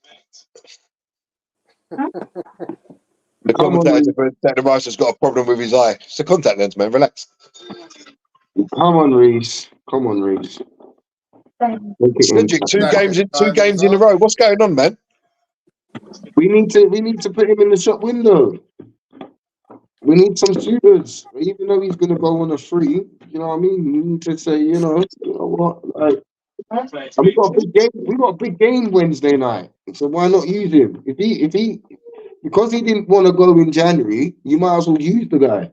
But I've been saying this for ages, Lewis. You've got a guy sitting on the bench. Ben White was so badly injured, we were told, that he couldn't even play. But you got a guy sitting on the bench that's good enough to play, but you don't want to play him. Did we not say that, Tone? Yeah. You know, Ben White was so badly injured, at one point he couldn't run, he couldn't pass 5 yards. Why is he still being played? Well done. Sure. Good chances as well. I want to see Smith Rowe out here, actually. It's a good game for him to come into. I'll tell you something.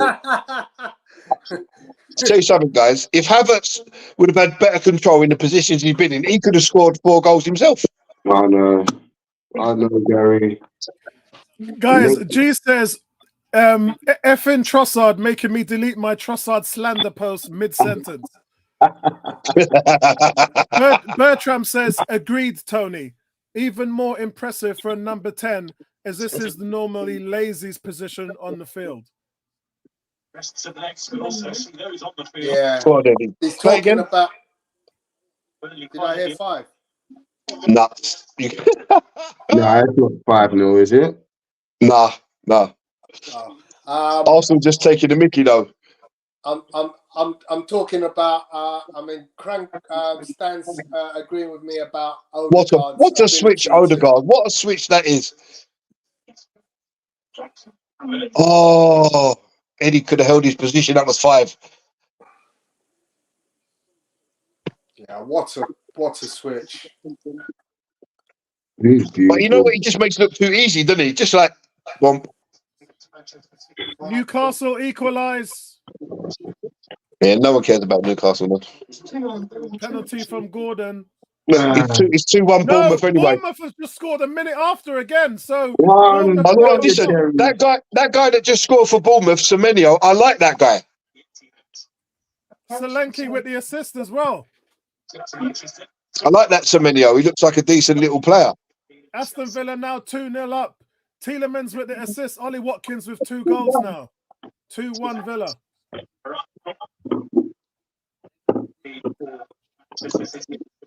Arsenal just knocking this ball about now. Raya's come 25 yards out his goal. Would guess the scorer? Who? Which game? Nottingham Forest, West Ham. Anybody who wants to guess who scored for Nottingham Forest? What a big guy. Forest number 9. Amioli. Big guy, whatever his name is. Owen Newey. Sign this guy, man. Sign him. Sign him tomorrow. Please. So hold on. You would take him over Solanke? Yes. That's a Muppet move there, Gary. That's a Muppet Listen, move. Solanke's been at Liverpool, done nothing. Been at Chelsea, done nothing. What makes you think he's going to come to Arsenal and do something? Bro, seriously? That's like we might as well sack Arteta and bring in Steve Bruce. Hold on, bro. Stop it. Solanke scored 15 goals this season, bro. Yeah, I'm not 15 having goals this season. I'll take the big guy. I'll take the big guy any day. The Forest striker was out injured for a little bit as well. He was injured, so I like the big guy. That's all there is to it.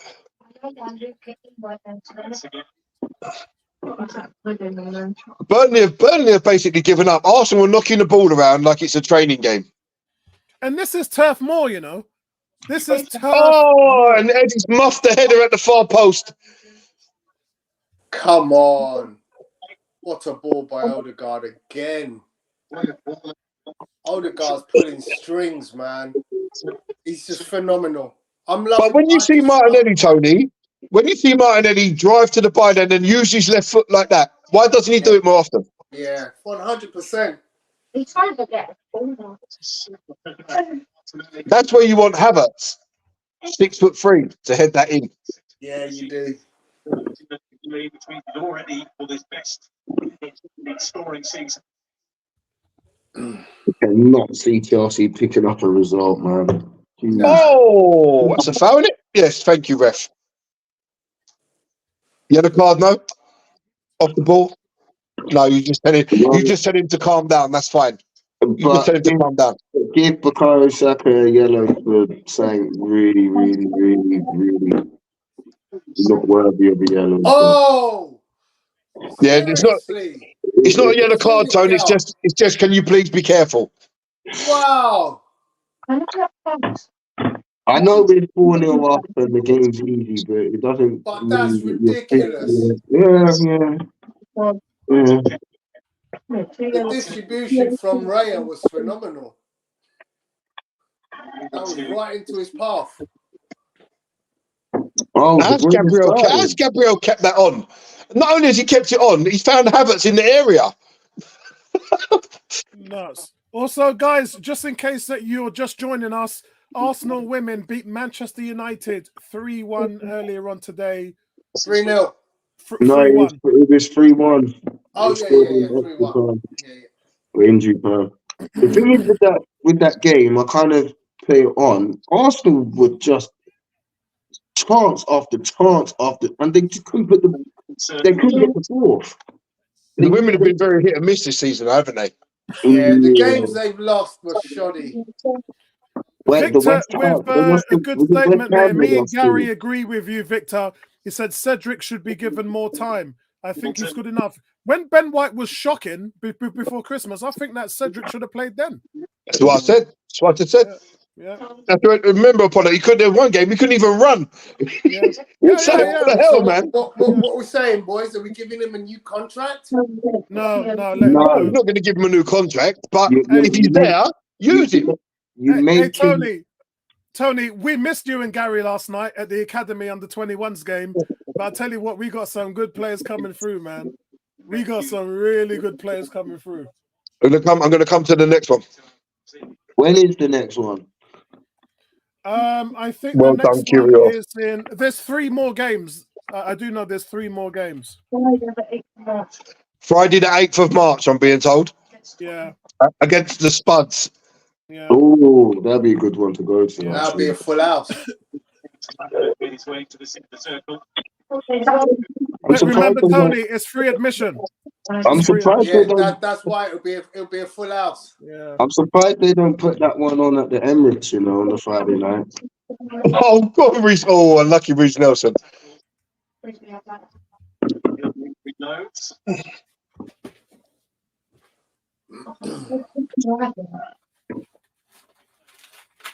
So who are you leading towards for man of the match, guys? And it's 5. It's 5. Hey! It's your man, Kai Havertz. Oh, finally! Getting Kai. That's 6 goals this season, chasing Xhaka's 7-goal tally. 6 goals. And where does it start? From Mr. David Raya. Oh. Clicks the ball to Havertz. Boom. What is it? Raya's Assist been for Raya. fantastic, man. No. No, He rolled it no. out to Havertz. Arsenal with a throw. Kirill throws it long, puts Havertz clean through, who nutmegs the defender and scores a blinder. You know what? With Hazard, he takes the hard, and he took it with his right foot. The nutmeg was brilliant through the defender's legs and just rounded him. It was Hey, cheeky. Havertz is my guy, you know. It Havertz was is my cheeky. guy. He can still be your guy, but he needs to start producing a bit more. I know Look at off this. the ball and his ball winning is second to none. I rate that highly, Oh, but that's just when you're quality. getting into That's those quality from positions Havertz. to score, Oh, A nice quick throw taken by Jacob Kirill. Where That's are you, qual- Colin? Kivio gets the assist for that, right?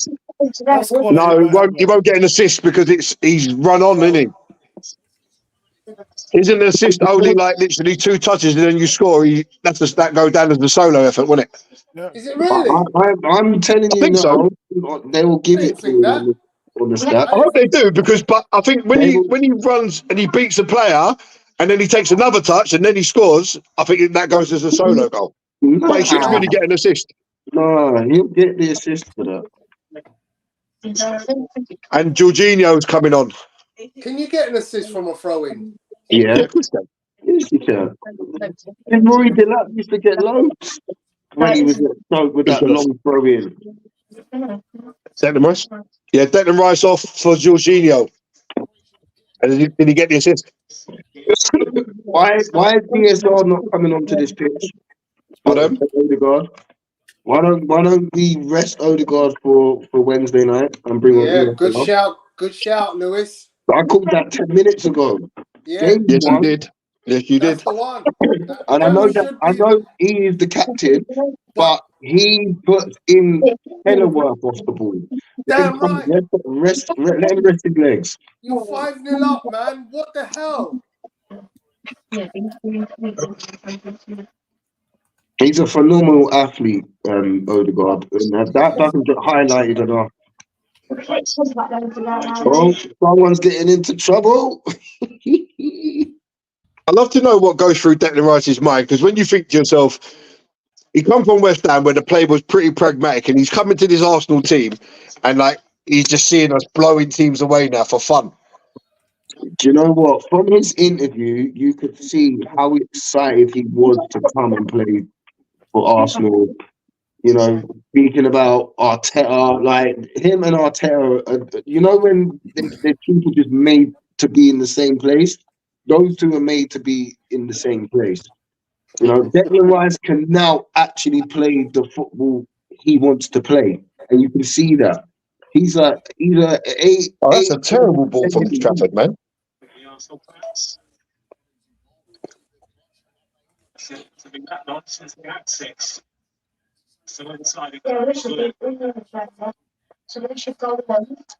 And here come Burnley on a break. He's 4 against 4.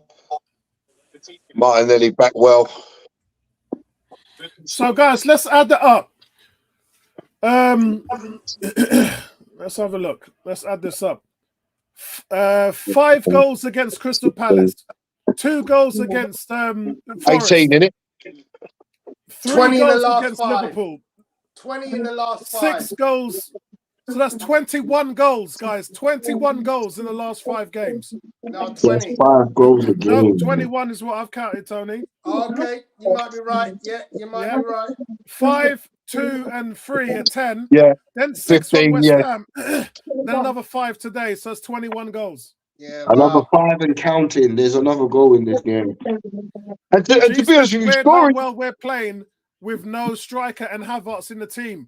The tactical that's- triangles from robot Mikel Arteta cashing in. And 11 goals in 2 away games. Yeah. Crazy. Cam's talking to Bertram. He says, Havertz nutmeg and right-footed finish. Wow, excellent goal. Bertram, Odegaard Tyrone in the crowd. all game. And Cam saying, imagine not rating Havertz. Madness. He's unlocked our entire attack since the turn of the year.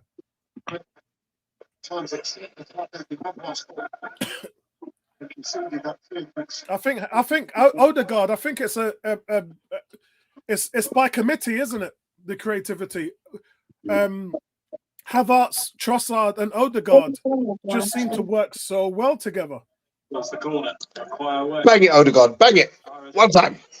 The next, you're taking Odegaard, you're taking the Mickey there. the next question is, how do you fit Thomas Partey into all of this? He's On the fit and bench. ready to play. Stop it. They are headaches that a manager loves to have. Smith Rowe gets a little run out for Kai Havertz.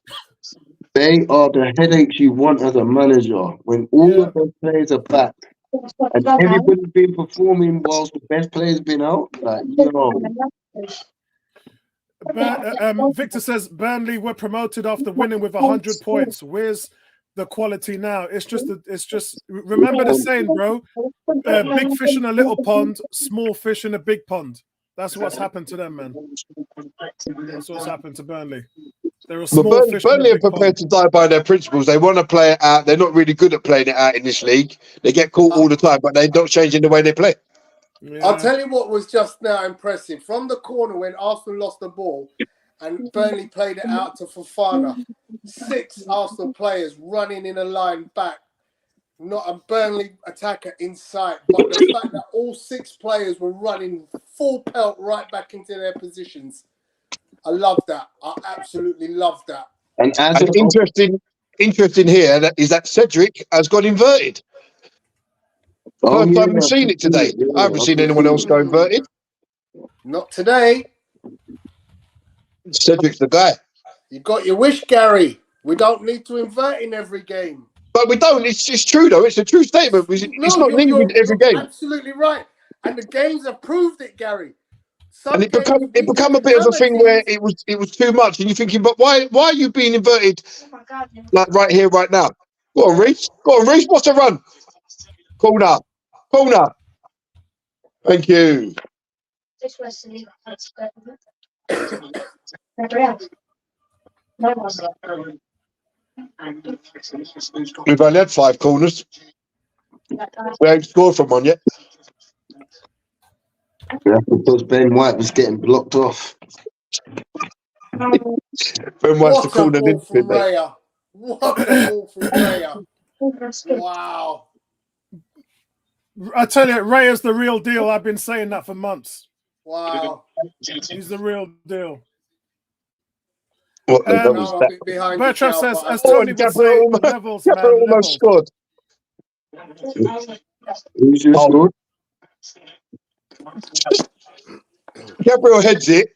Trafford, it's an easy save, but Trafford throws the ball out straight to Gabriel.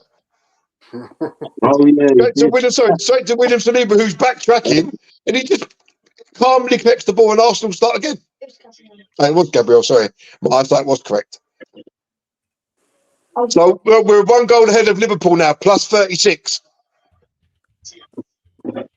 Oh, that's a great ball. Unlucky, Eddie.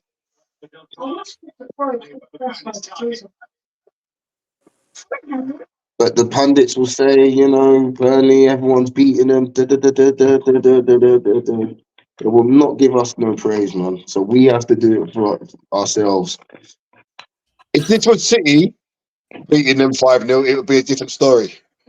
100%. Masterclass. I mean, I was listening to the commentators against Liverpool, Brentford, and everything that Liverpool done. I was thinking, I'm not hearing the same thing being said when it's Arsenal. Mm-hmm. So, guys, I kind of like that, Gary. I don't want us people to be praising us too much. What's this? No, Bertram. We don't have Raya converts. Gary has been on the Raya tip for as long as I have. Yeah. There's 2 things that me and Gary share in common. We've been 3 actually.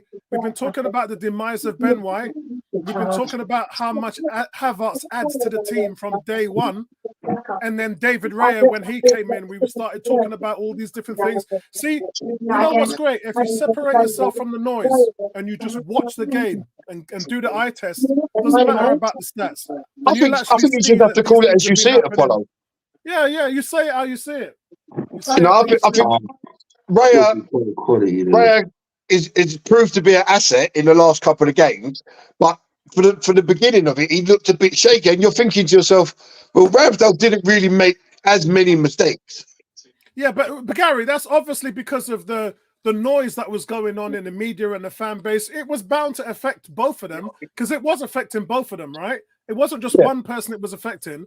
But you can't take away what he's achieved over the last few years in the Premier League. Not in any, not in a bumpkin league or bush league. He was doing it in this league. And you know what? Just as we said that, he almost got caught out at his near post. The thing is, he's just a solid goalkeeper, and his reactions is just insane. But to be fair though, Apollo, in the last 3 games, he hasn't had anything to do. Saving shot wise. You're a coach, and you should take that back and analyze it a little bit better than that, Gary. There's times Raya's not given himself much to do because he's nullifying a lot of attacks with the speed he's coming off his line. No, I don't. No, man, that's wrong. I'm sorry, mate. Do you know what? Gary, you're the only one that thinks that because the people I've spoken to. Yeah, where did he come off? Where did he come off his line against Liverpool? He's been doing it every week, Gary. He's been doing against Liverpool. Against Liverpool, where was he? 4 times he came off outside the area. No. You're talking about coming and claiming crosses. I'm not talking about coming in. I'm not coming and talking about claiming crosses. I'm talking about a route one ball being played from the midfield to a striker and to create one-on-one situations with goalkeepers. He's nullified. He's done that about 7 or 8 times this year. And as well, Gary, that goal that you're talking about, that's the Saliba's fault for not dealing with the ball. Why are you trying to usher that ball? No. You know what it is, Lewis? You know what it is? Gary wants to blame the goalie for that. No. That's Saliba's fault. Do you know what it is? Everybody, the great thing about football, right, is everybody has different opinions. Yeah. For me, when Saliba starts shepherding that ball and his arms go out, that keeper is off that line, sliding, collects the ball. That's how I see it. That's how I see it. Any centre half that I know, why are you going to do all of that? Just get rid of the ball. That's fine. That's fine. Yeah. But even when Raya went down to pick up the ball, he bent down like him picking up him little picnic. Just like him, come here, baby. No, I thought it was shoddy. Saliba decided to take charge of that situation. Responsibilities. That takes. Of course, if Saliba takes charge of the situation, the goal doesn't happen. But once he doesn't, Raya's got to make a move to the ball. So between the pair of them, it's more on Saliba. They muffed it up. 10 minutes plus. I mean, you put the shoe on the other foot. If a cross or set piece comes in, if the goalkeeper collects it, which Raya does for most of the time, he takes the pressure off the defenders. Yeah, and Raya at that has been fantastic. I won't knock him at that. I won't say that he's not done that well. The other foot, when the centre back is in a danger zone, you get rid of the ball. Don't put the pressure on your goalkeeper. Yeah, that's fair enough. But the goalie does on the set pieces.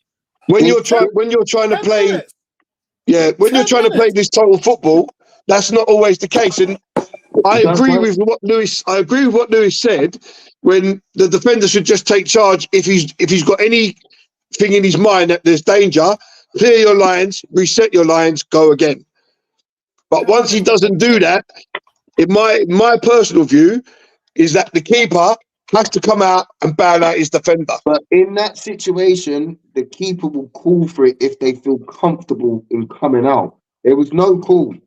I know. But what I'm saying is, I'm agreeing with what you're saying. As a player, right? If you hear no call, that means you deal with it. You don't wait for nobody else to mop up. You deal with it.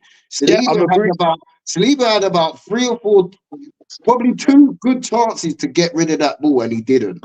Yeah, I totally agree with you.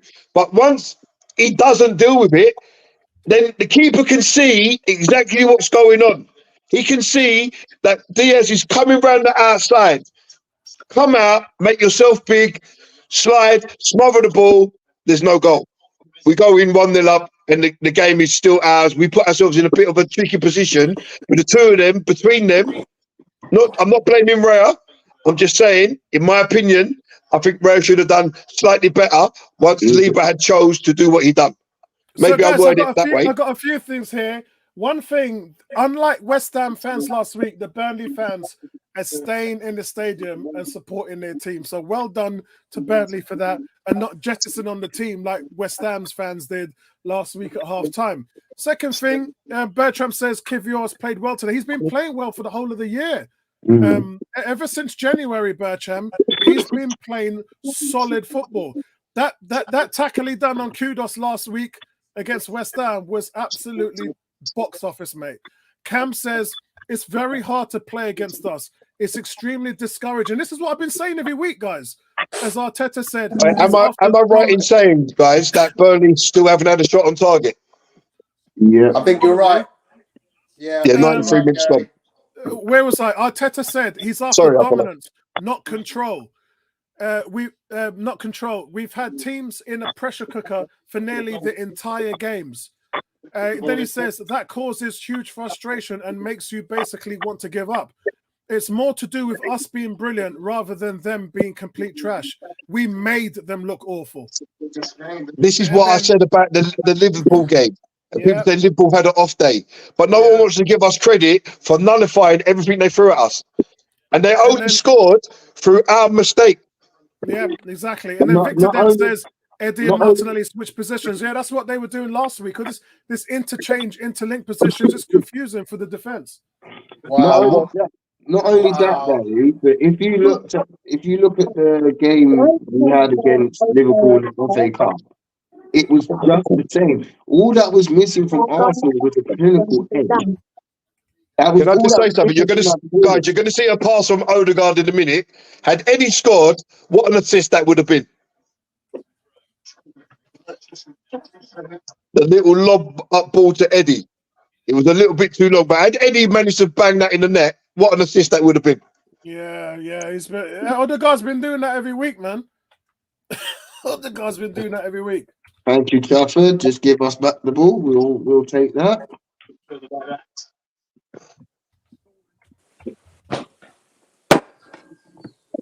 I still want one more goal, though. Lewis getting used to 6. Right, Odegaard has just misplaced his first pass in 95 minutes. But Arsenal win it back. You know, you were saying about the Burnley fans, Apollo, about their state. They might not get to see Premier League football for a season. I don't blame them for getting their money's worth today. They're seeing one of the best teams in the country. I don't know, the stadium's pretty empty now. Yeah. But still, they lasted longer than the West Ham fans. Oh, they left before half time, man. I was cracking up. And for the best one was remember when Odegaard with the camera taking a picture as they was leaving. That was the best meme I saw. That meme was quality. But for Declan Rice to score the goal of the game as well. Oh, well done. Is that Jorginho? Absolute quality. Oh, yes. I'll tell you what, Smith Rowe has just taken a touch and he would have been clean through there for a strike on goal. And he gets clipped on the edge of the area. But the touch. Where's the booking? That's his third foul. That could have been a booking, yeah. It's like his third or fourth foul of the game. Oh. Don't forget, Lewis, he's wearing the wrong kind of shirt, mate. Yeah, true. Just punish them now. Punish them, please. Odegaard for a double. Be too much more time for either side to affect final scoreline. Someone turn their TV down. Full of players who are adept situations such as this. Do we have a Spurs update? It's 93 minutes gone in the Spurs game, and they're still losing 2-1. Who's asking for a Spurs update? It's an update. It's an update in general. 92 Oh, minutes well. gone. Nottingham Forest are still 1-0 ahead. I thought someone was asking for a Spurs update. They're on the wrong channel, mate. 2-2 draw with Bournemouth. 94 minutes gone in that game. 91 minutes gone in Aston Villa, still 2-1 up against Fulham. Odegaard and Trafford. Trafford, you should have taught that, man. What kind of goalkeeping is that? Don't forget, it's wet. No, you should have caught that, man. He could have just palmed. He could have just palmed that down. What kind of goalkeeping is that? Tottenham have lost 2-1. Yay! Wow.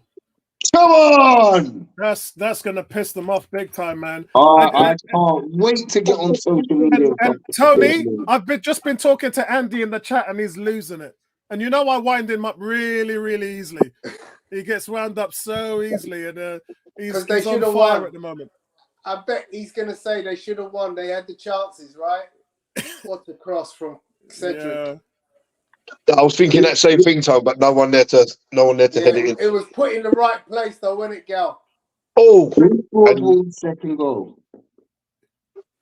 It's shocking because I was gonna go for Wolves, and then I saw Tony go for the draw, and I was like, maybe. Both goals by Gomez, Lewis. Thank you.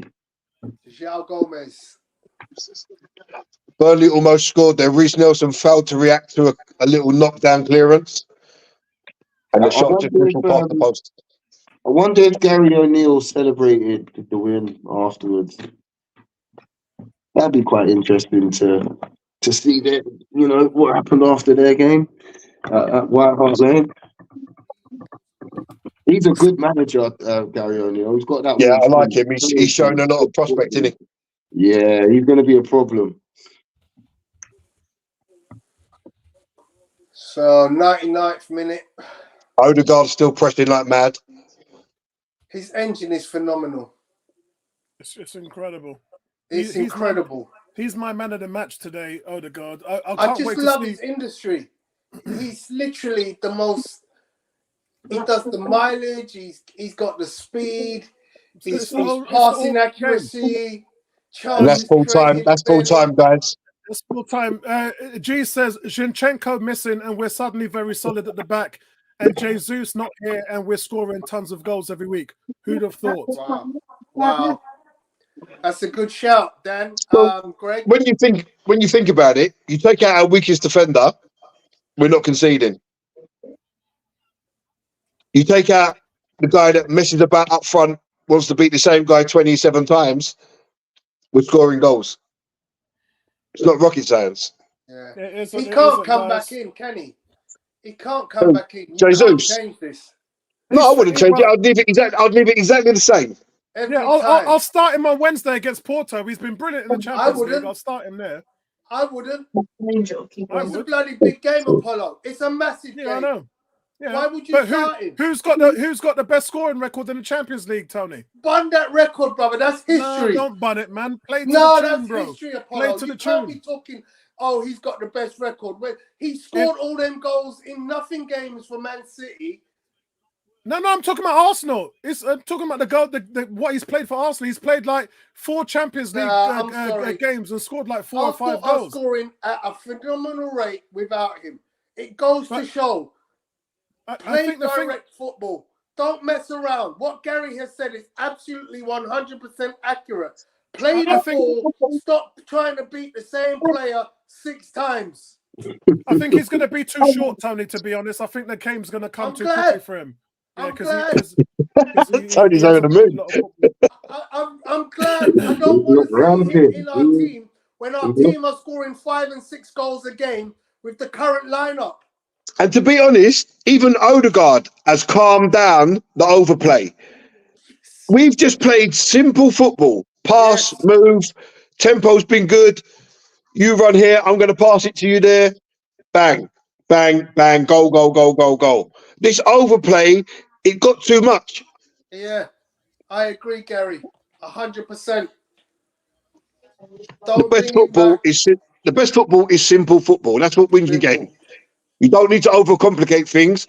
All right, fine. If you want to get 4-0 up in the last 5 minutes, you can showboat all you want. I don't care. Scoring fast goals in transition, quick ball movement. You know, that was the Invincibles. They never took time and overplay. Yes, we had a lot of possession football with Wenger, but boy, could we accelerate the ball from the goalkeeper to the back of the net in like literally 6 seconds. Ruthless mentality. That's Ruthless. what we need. But Ruthless and clinical. You take a player like Thierry Henry, had all the skill in the world. Did he want to beat the same man 20 times? No. No. Beat him once, I'm gone. Ta-da. That's it. Now catch me if you can. Jesus, he brings something different, but it's too much. He wants to just do the difficult things all the time. Yeah. Oh, so newsflash, guys. Andy's now talking about this is where we miss Harry Kane. He's never said that all season, by the way. But now he says this is where you miss Harry Kane. He would have only when they lose, yeah. Only when they lose games, yeah. Okay. Oh, did anyone see what the trophy is for top goal scorer in Germany? Yeah, it's a cannon, isn't it? Cannon, yeah. Mad. All right, guys, keep discussing among yourselves. I'm just doing the player ratings now as we speak. They're all going to be high today. Yeah, it's been incredible, man. Another clean sheet. Another clean sheet, exactly. That puts Ray what 2 clear of everyone else. Liverpool have let in 24 goals in 25 games. We've let in 22 goals in 25 games. Our lead in being the best defense is getting bigger now. How long is Alisson out for? It's a hamstring, so it all depends on the growth of the tear. I don't think he's definitely not going to be playing next week. If he does, then it's a big risk. It's a big risk if he plays next Sunday, the cup final. So minimum 2 to 3 weeks if it's a small tear or a pull, and then any type of a tear is like 4 to 8 weeks. So, but they didn't look like they were struggling without him anyway. You know, Salah returned at just the right time. Not against Brentford, but they will have harder teams down the line. Yeah, I mean, I can't see them dropping many points. Well, they lost Diego Jota, they lost Curtis Jones today, so they lost like 3 or 4 players in the space of 24 hours. So like we just need to be there to capitalize when they do drop points. Yeah, Trent's out, Szoboszlai's out. You see, Jurgen Klopp was moaning about the tackles that they faced today. There was nothing wrong with either of them tackles, you know. One of them was McAllister. McAllister took out Jota. No, it was McAllister took him out, but as he fell, the Brentford player also fell and fell on his knee. Well, so as his legs hit the ground, the Brentford player landed on his knee and pushed it further down. Oh, ouch. But there was nothing wrong with any of the challenges, even the Curtis Jones one. Nothing wrong. Just unfortunate. Look at the tackles that Saka faces week in, week out. And just gets up and gets on with it most weeks. Like, fair play to him. And like, I mean, we're talking about a player who scored 2 goals and it probably, you know, will be Sky's sportsman of the match or whoever. But for me, you can't look no further than the captain today. He led by example, and that's what you want. Set the tone from the get-go. 100%. Right, guys. Play ratings are getting so easy to do now. It's unbelievable, man. Hold on a second. But ain't that a good thing? Ain't that a good thing when we don't have to plan no one? Yeah, it is. It's just been crazy, and it's been a lot of fun. And you know, it's a far cry from when they don't play well or they're losing, and we're having to justify the performance and look at holes and analyze it. And days like this is a blessing, man. It's so easy for us to analyze because the team's been near enough perfect. everything that you want from the team, they've delivered. Defensively sound, no mistakes, hardly giving up shots. I mean, do you know, in between this game last week and the Liverpool game, the last 3 games, Arsenal have given up 3 shots on target. I was saying to Tony Apollo. I was saying to Tony. I read a stat that said if we carried on at the rate we was going, we would only face 10 more shots on target in the rest of the games remaining. That is just incredible. I mean, I don't think anybody's fathomed how good this team is. Defensively, they're stifling teams. But normally in this league, when you're dominant on one end, you're weak on the other. Liverpool was known for outscoring teams. Man City was known for just suffocating teams. This Arsenal team is suffocating you, stopping you from scoring, and then they're destroying you on the other end. I mean, it's almost, this reminds me of Pep Guardiola early days. Not so much now because they're not really hitting 4 or 5 goals past teams at the moment now. They're playing a more conventional style of football. They don't press a lot, Man City, but they do try to control the game in different ways. Arsenal, we saw when we played Man City, we outworked them. The energy is there. The same thing with Liverpool. It's just you're suffocating these teams. So you're doing it on both sides, on the back end defensively, offensively. If this is what we're doing right now, I mean, somebody in the chat mentioned book another couple of days in Dubai. Book it. Because if this is the clarity and that you're getting from that break where, you hit the reset button, it's just phenomenal. I am the most analytical person. You guys know me by the numbers, statistics, and everything else. I can't see a fault in their game right now. I can't. And that's the reason why before this game kicked off, I said to you and Lewis and Tony, the analytics, they must have seen it working. And right now, the false 9 is the way forward. Because you're getting so many players involved. You're dragging the defense in so many different ways in misdirection. They don't know who to pick up. They don't know who to lag on running. They don't know that the wingers now are coming inside. Remember all this double team? That's gone. You can't double team them now because they're coming inside, they're interwoven, they're dropping back so that the defenders don't know where to go. And if you go now, you're letting an Odegaard have us and Trossard through the middle. So that's too dangerous. So you can't do that anymore. And so all these things, Arteta's got it figured out. It's absolutely brilliant. Master tactician, what he's done when he's in Dubai. And it's not just the players. He must have taken the time to reflect on himself. Because from the setup, the tactics, the substitutions, the team sheets, his system, the false 9, he must have had a look at himself and said, this wasn't working, that wasn't working, that wasn't working. But look, we had success doing this. Now we've got to play on it. Get the right setup, like a Formula 1 car, right? Get the right setup and then build on top of that, rather than having stuff work moderately or having stuff just not work, then going back to the same old biscuit from the biscuit tin, which I keep saying to Tony, which isn't working. He's not doing that anymore. He seems to be building on success, on success, on success. And the team every week, I mean, we're sitting here, monotone personalities, all 4 of us, having just beaten Burnley 5-0 away from home after beating West Ham 6-0. I mean, somebody pinch me, yeah? Somebody pinch me right now. I can't believe we're sitting here and seeing this level of football. This is the highest quality level of football that we've seen from this team in years. Even in the earlier Arsenal Arteta years, we didn't see them dominate. We knew they wanted to dominate teams, but he's finally got it clicking. They are dominating teams now. I think it was Gary that said, who's going to want to play? Was it Gary or Lewis? He said, who's going to want to play Arsenal right now? City and Liverpool can barely get shots off on target against us. Who's going to want to play us now? Well, that's the thing. If you do that against City and Liverpool, and there's no way that anyone else is going to get a chance, because you're talking about you're defending like that, or playing against the 2 best teams in England like that, and not giving away anything. You go into that same mentality with the other teams, the so-called lesser teams, then they're not going to get a chance either. And that's what we've seen in the last 2 games.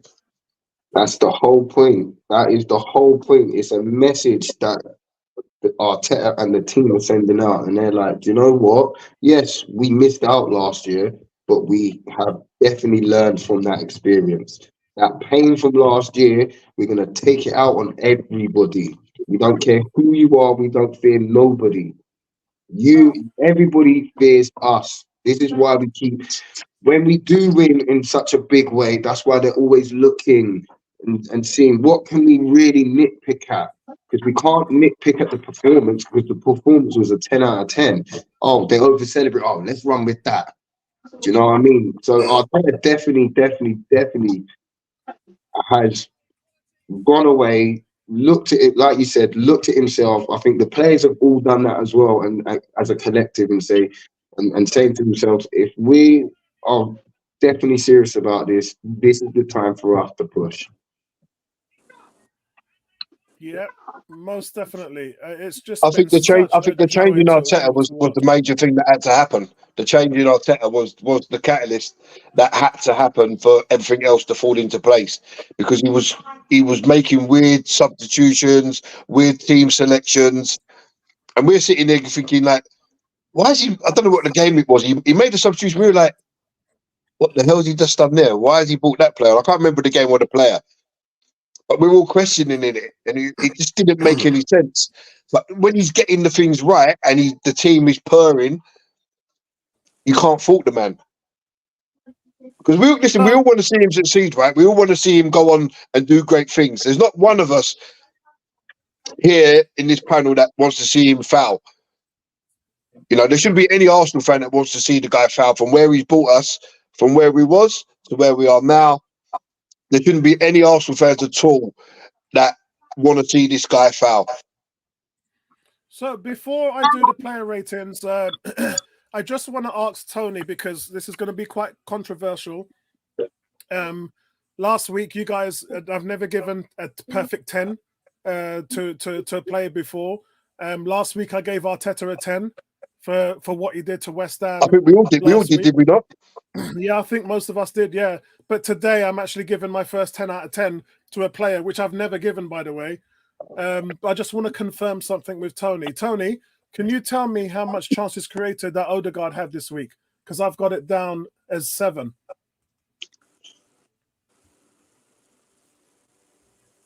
All right, give me a second. All right. For context, guys, Odegaard, and I showed you this. I think I've got it down here. Let me see if I can get it back. Hold on. Yes, I think it's here. Is it this one? Yes, I think it is. All right. Okay. So this was the sheet. Let me see that I sent.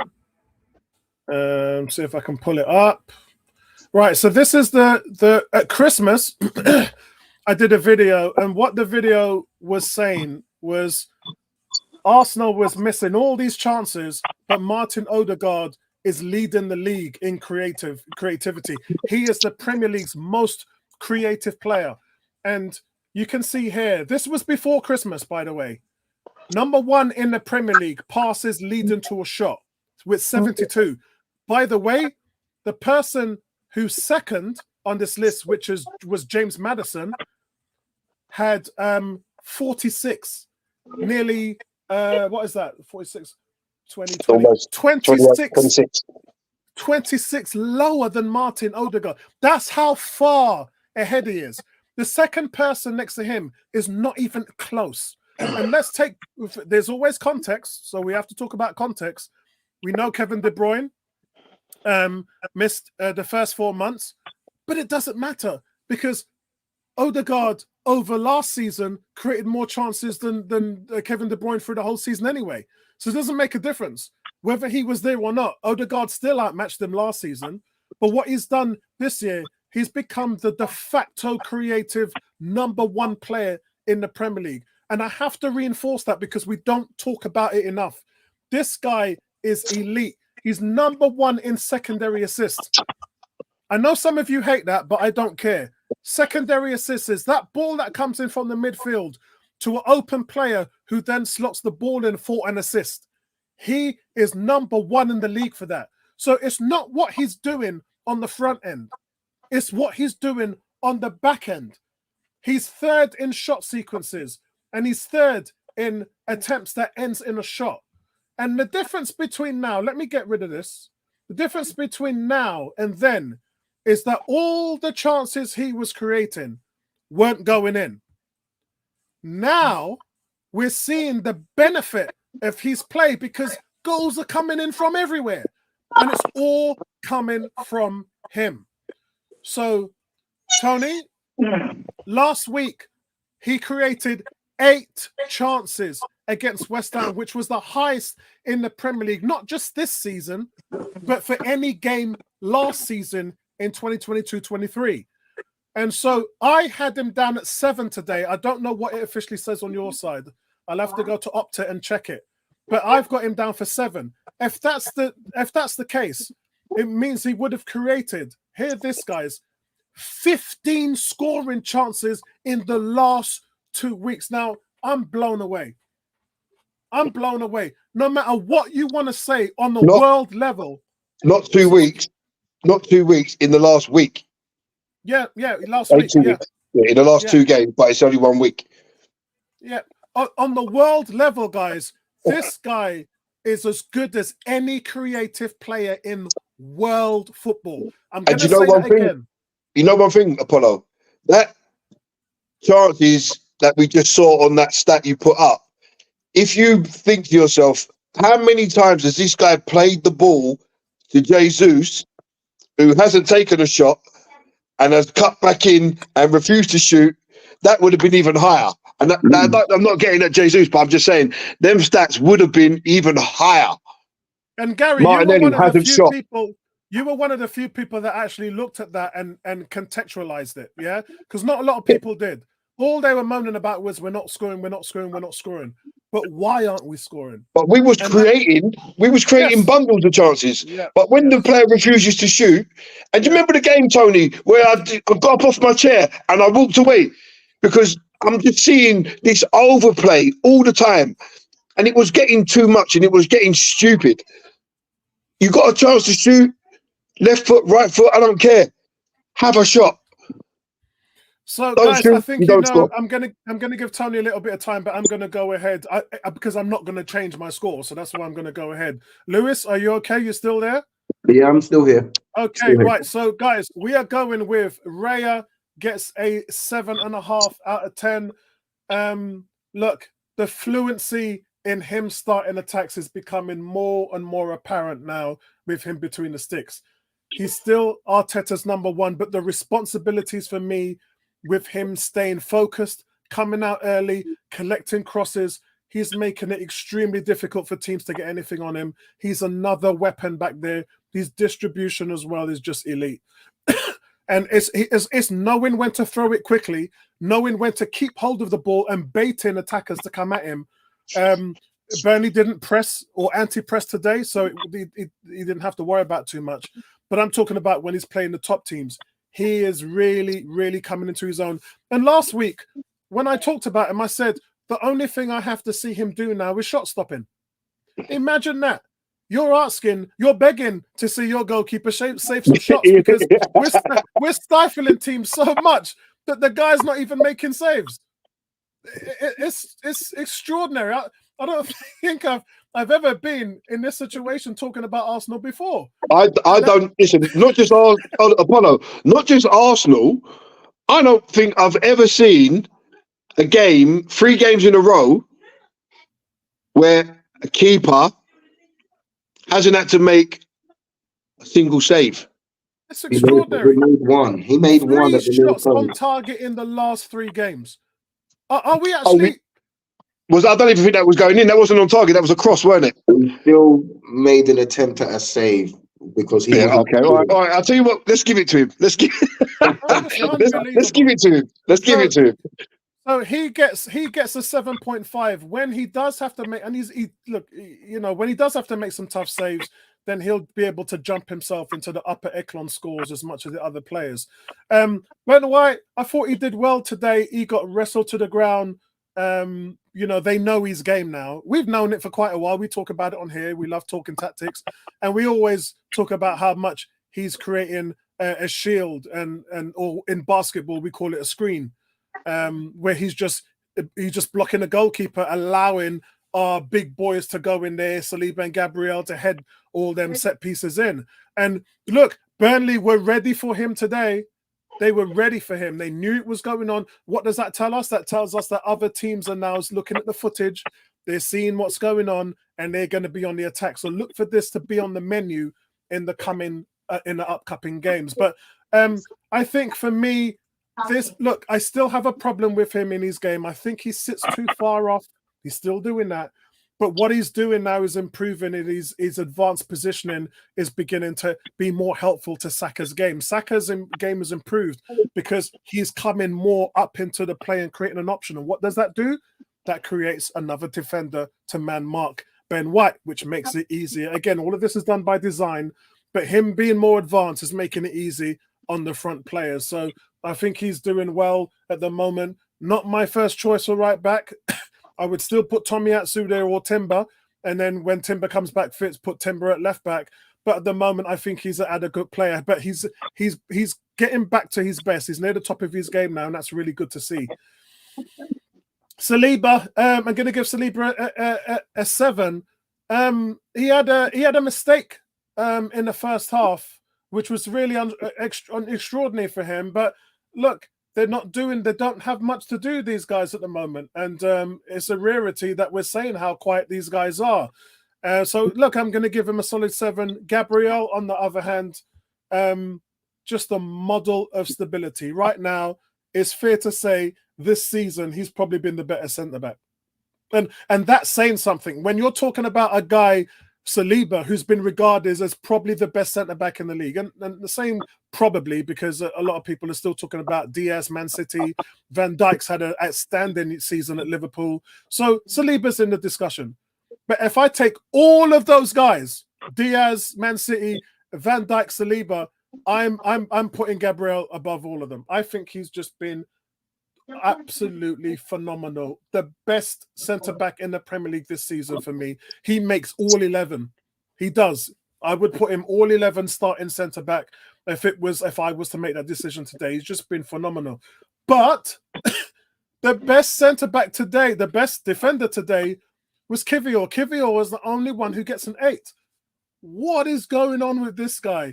Covering for Zinchenko. We know it's not easy because Zinchenko gives you so much. What's going on with your scoring, mate? We won 5-0 and we've only just got the first 8. Yeah, because it's the defenders, mate. The defenders didn't do much today. But guys. Guess why? Kivior's defensive awareness is unbelievable. He sees everything before it happens. His vision, his alertness. He's just smart. He's super smart. And honestly, I don't even know how you can put Zinchenko back in the team after the last 3 displays we've seen of him. If you've got 3 clean sheets, and by the way, remember, a lot of the goals have come, Zinchenko's let in 4 goals this season, and Ben White was at fault for 4 goals. If you take out that into the equation and put in Kivior, you nullify that. You nullify that weakness. And I just think it's phenomenal. I mean, remember the part where Saliba made a mistake and then Kivior showed the awareness to cover and bail out Saliba against Fofana in the first half. I just think that is brilliant what he's doing. We're not only talking about a guy who's holding his own, but he's covering for other people's mistakes as well. Just a phenomenal display. I don't think I've given him less than a 7.5. And also playing out of position. He's not a left back. He's a left centre back. Yeah, exactly. Just phenomenal. Now we get to the midfield. I think I've given this guy 8 out of 10 more than any other player this season, and that's Declan Rice. He's just a stellar standard for midfielders for me. I think he's been the best midfielder in the Premier League. And we're not even talking about Thomas Partey yet. Thomas Partey hasn't even been playing. Arguably, his contribution to the offensive side still needs work. But when you've got someone like Martin Odegaard next to you and Kai Havertz, who's an advanced player, it makes your job so easy in the midfield. But his last ditch challenge to stop Fofana late in the first half after the Saliba mistake, again, just shows that Declan Rice is completely unadulteratedly alert at all times in the game, and such a standard that he's set for himself. Very hard for me to think about the midfielders that came before him, quite frankly. Odegaard now, guys. Odegaard. I'm actually not going to say too much about him because I already said it before we started this player ratings. For me, I think he's the best number 10 in world football. His creativity, his touch, his vision, his flair. And then on the defensive side, which nobody likes talking about when they talk about these type of players, but I do. I love talking about Havertz defensively. I love talking about our strikers defensively, like Jesus and Nketiah, because of it impacts everything that we do. And Odegaard, guys, he's the trendsetter. He's the guy that forces everybody to play to his standards when it comes to pressing, getting in defenders' faces, suffocating the other team, the opposition, not giving them any time on the ball. It's relentless. It happens for 99 minutes every single week. And guys, this guy, and I said it before, I remember a couple of years ago when some of you guys sitting here said, we didn't see it on his loan season. I saw it. I never missed it. From day one when he came into here, it transformed our team offensively, the chances created, defensively, him setting the tone. He is, for me, the model player and the best number 10 in world football for me. And last season, remember, he outdid Kevin De Bruyne in chances created, in play set up, in pre-assist. He outdid him there as well. The only thing he didn't do was the statistic numbers, and that's because, quite frankly, we don't have Haaland up front, and that's the only reason why. But you're starting to see the assist numbers creep up this week. He had 2 last week. He had another assist today, and so it's starting to get that contribution from his efforts now. And he's just the ultimate playmaker. And he scores goals too. The goal that he took today, the first touch was Bergkamp-esque. The ball had a lot of volume on it. One touch and he just takes the power out of the ball, sets it up, and then drives it low corner. That bottom right low corner is his thing. That's his trademark finish. And then he was on point today. Brilliant. It's one of the best performances I've seen from an Arsenal player, and I've given him a perfect 10 today. Absolutely unbeatable in this form. How can teams beat us when we've got the likes of him putting performances like this? And then you've got the Rice and Havertz. Someone today said, what do you do when Thomas Partey comes back? Gary answered it. Gary said on the bench. I'm Thomas Partey's biggest fan, so I'm not going to answer that. I think we all are. We all love Thomas Partey. Yeah, but I'm going to leave that to the manager because that's one thing that I can't answer. But moving on to Kai Havertz, is there any fault in this guy's game? Yeah. Today his control was shocking. Oh, I tell you, the interchange. That's nitpicking. That's nitpicking. Yeah. The interchange play with him, the pressing, the recoveries, the tacklings. He's an annoyance to the midfield.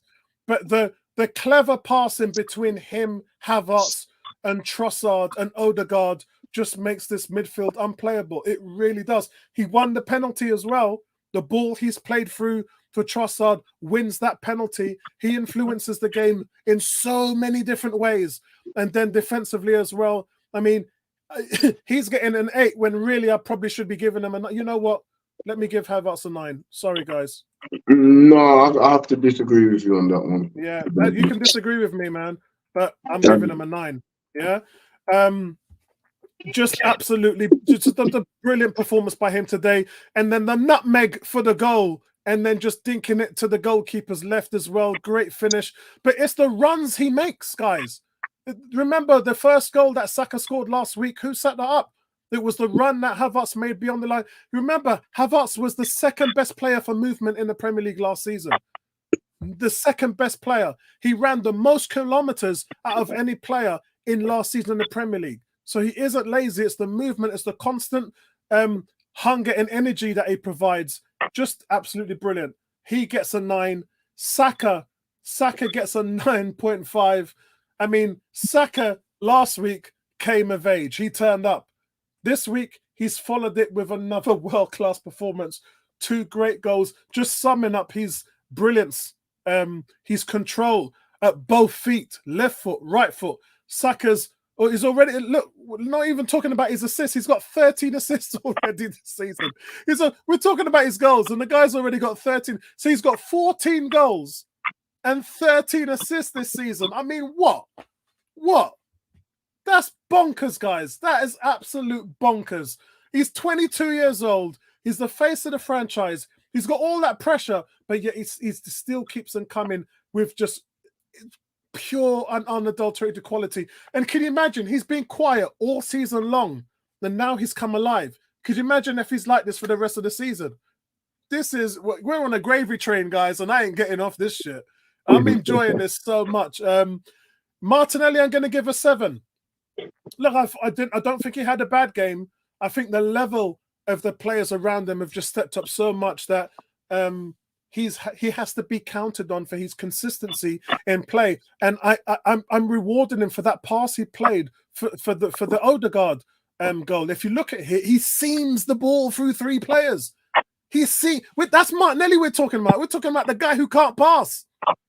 He seams the ball, threads the needle.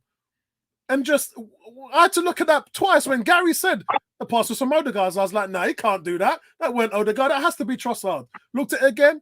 It was Martinelli.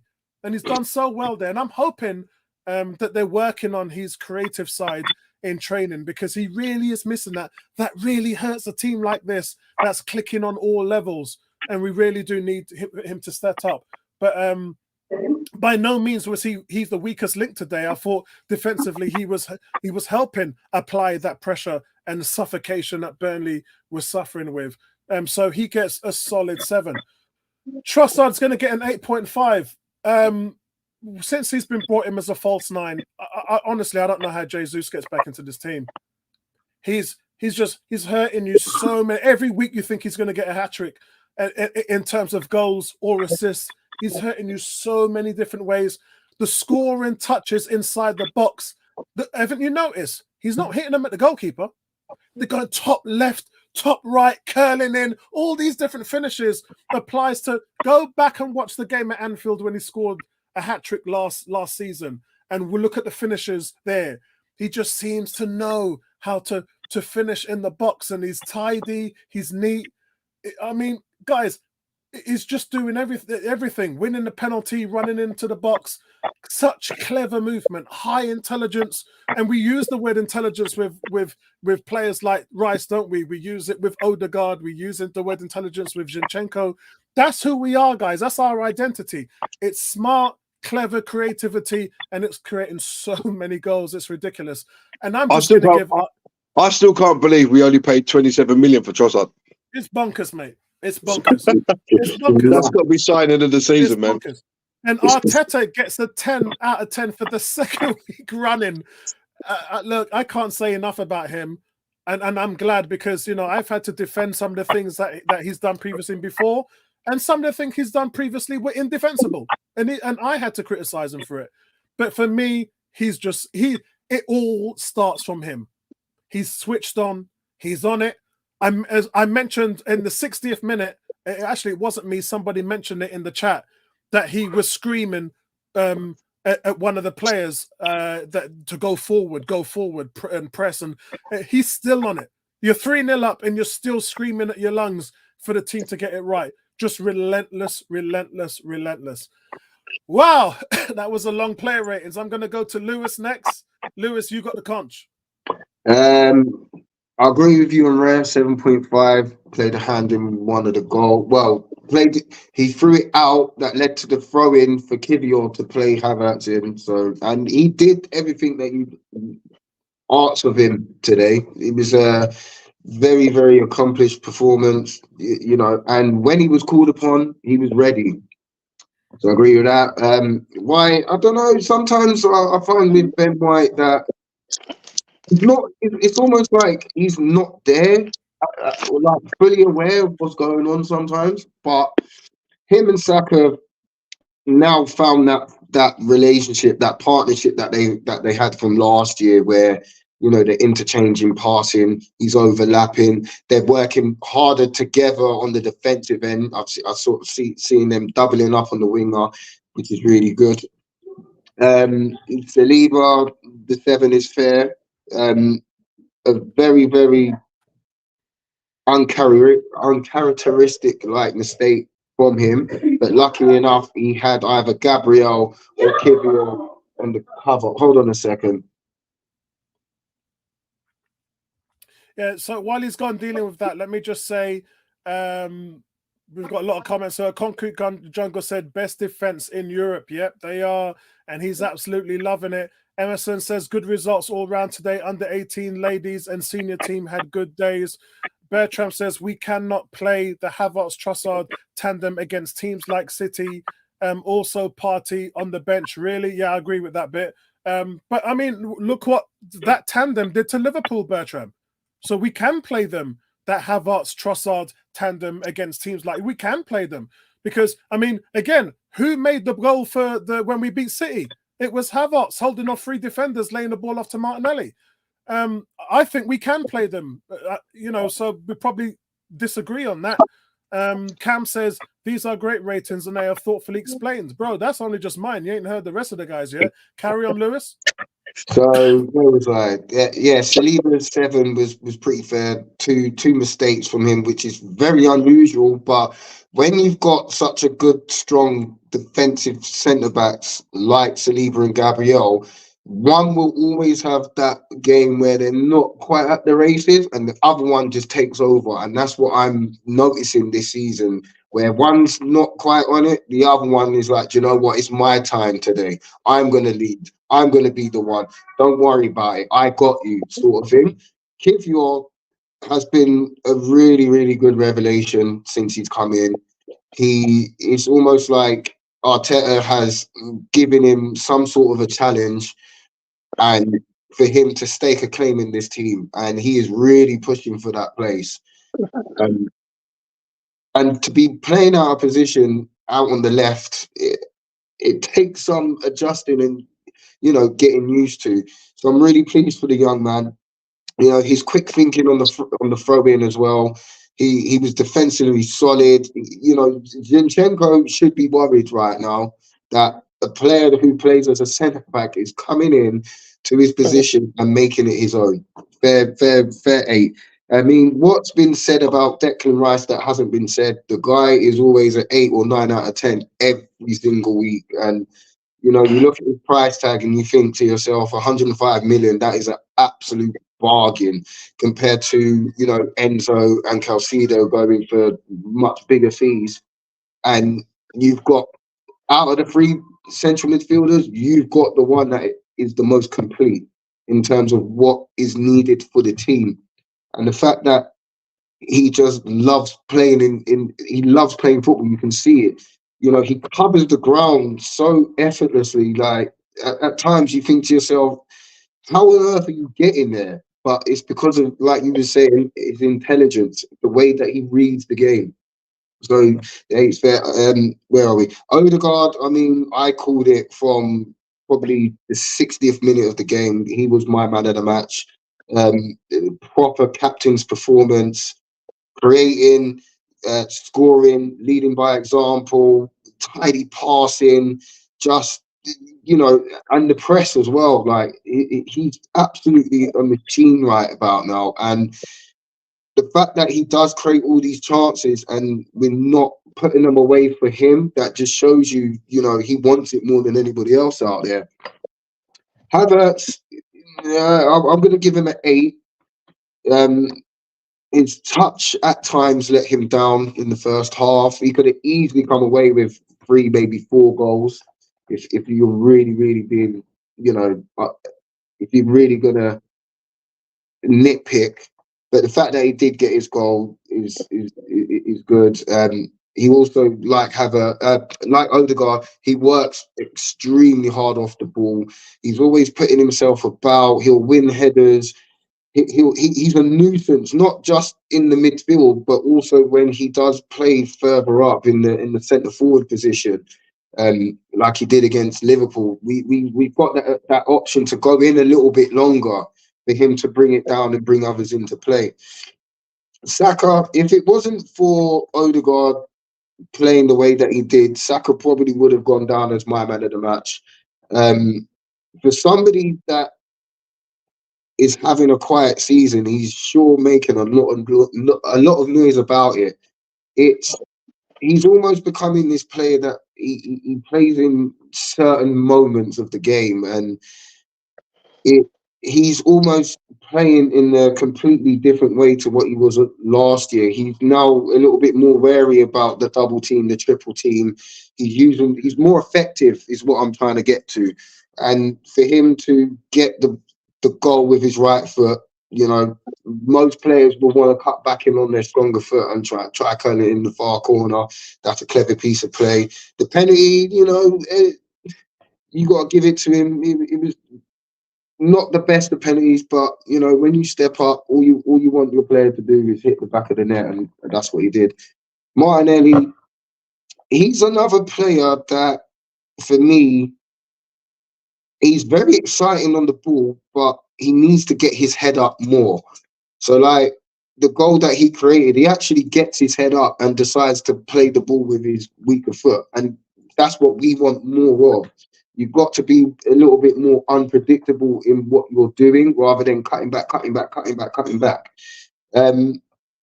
Trossard, I mean, he's just... It's very hard to explain what he does. It's like he doesn't light up the game as such, but anything in and around the 18-yard box, and then he's alive. He's quick to it. He's very sharp. And, you know, when you're going in for a title, you need these types of players that can just come in, score a couple of clutch goals, and then that's it, job done. And for Mr. Arteta today, I mean, we've struggled against teams like Burnley where they sit low with the low block and just pack out the midfield, pack out the defence. But today, everything that he asked of the team was spot on and thoroughly deserves his 10 rating.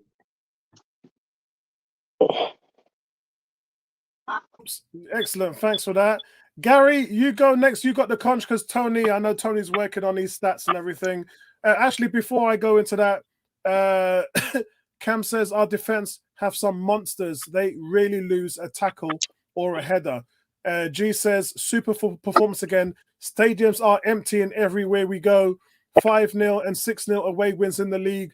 It's great. I can't remember when the last time that happened. Feels strange to have games without any nervous moments. Well, I had one nervous moment, and that's when Gary was trying to tell me whether it's a bloody penalty or not. That was quite nervous, if you want to put that down. They took their time. It looked like it was going to be one of them things where you could see it getting overturned. Because from one angle, it looked like he takes him out, and the other angle looked like he didn't touch him. Yeah, and in those things, the rule book says contact. So even if it's the minimalist contact, it's a penalty, and so that's why I thought, okay, we're good here. You know what it is? It comes from the fact that when it's Arsenal, sometimes you just think that we ain't going to get it. I don't know why that is. We just feel like there's a little agenda there that's going to just overrule something that's given to us. But it says we're in good form to beat Porto and then give Newcastle a crushing defeat. We owe them.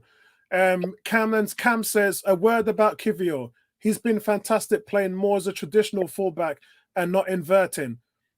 So hold on. So this was the point Gary had about why didn't we keep Kieran Turner? All right, let me not go there.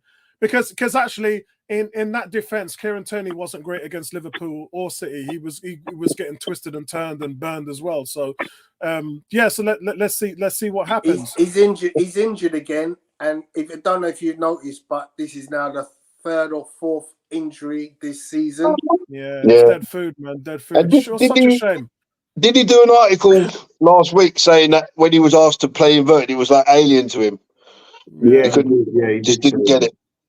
He has tremendous turn of pace and can be a real asset for us. And then he goes, Odegaard works off the ball is insane. Pressing like crazy, even in stoppage time. We've clicked and we're reaping the rewards. Trossard, Saka, and Odegaard are crucial. Our three biggest goal contributors. Gary. Okie dokie. So, David Raya. I'm going to give him a solid 7.5 today. I can agree with that.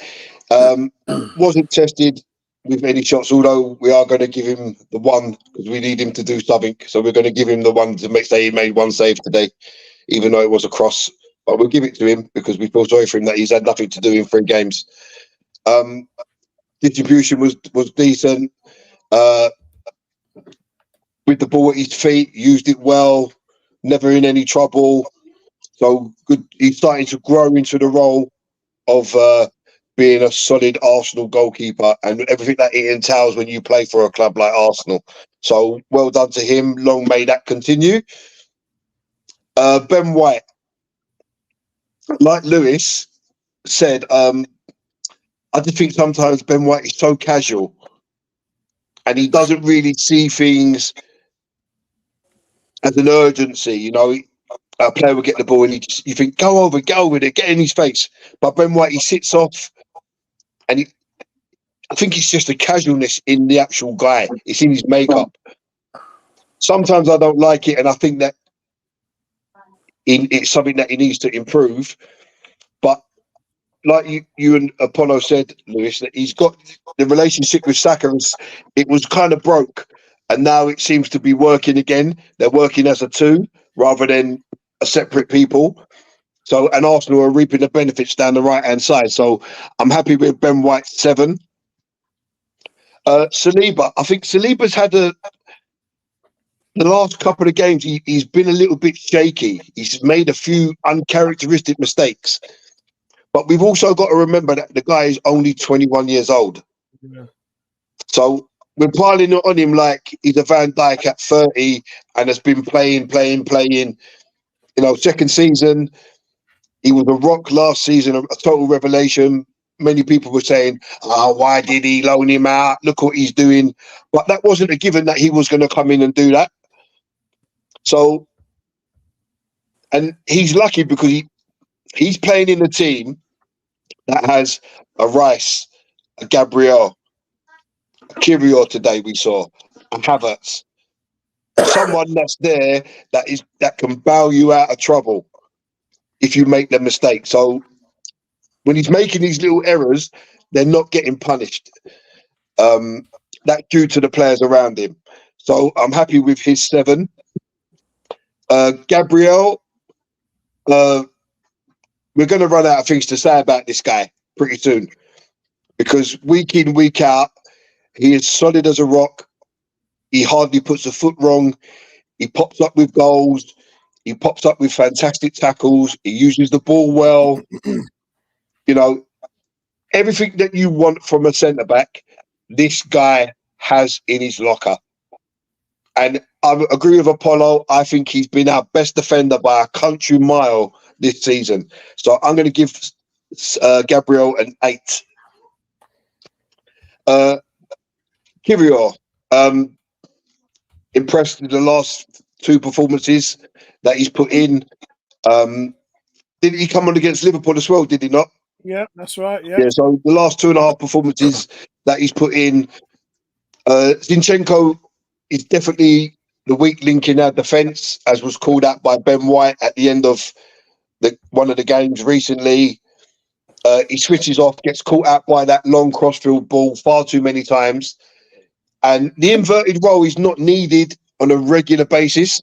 We only saw it once. I only saw it once today with Cedric when he went inverted.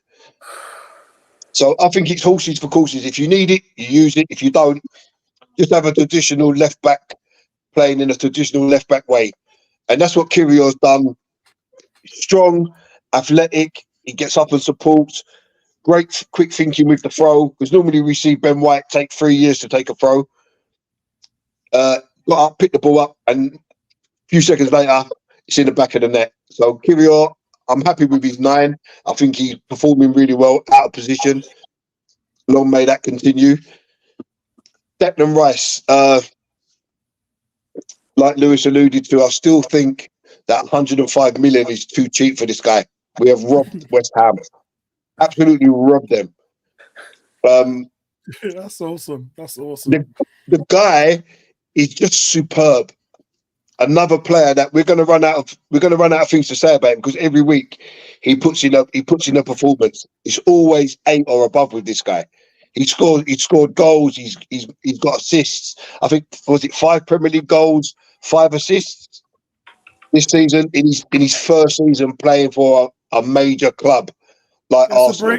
It's a breakout year. Like Xhaka was only scoring 1 or 2 goals a season, and then he gets 7 last season. Yeah. But he breaks up play. He gets back. He covers his centre backs. He wins headers. He carries the ball out Vieira style.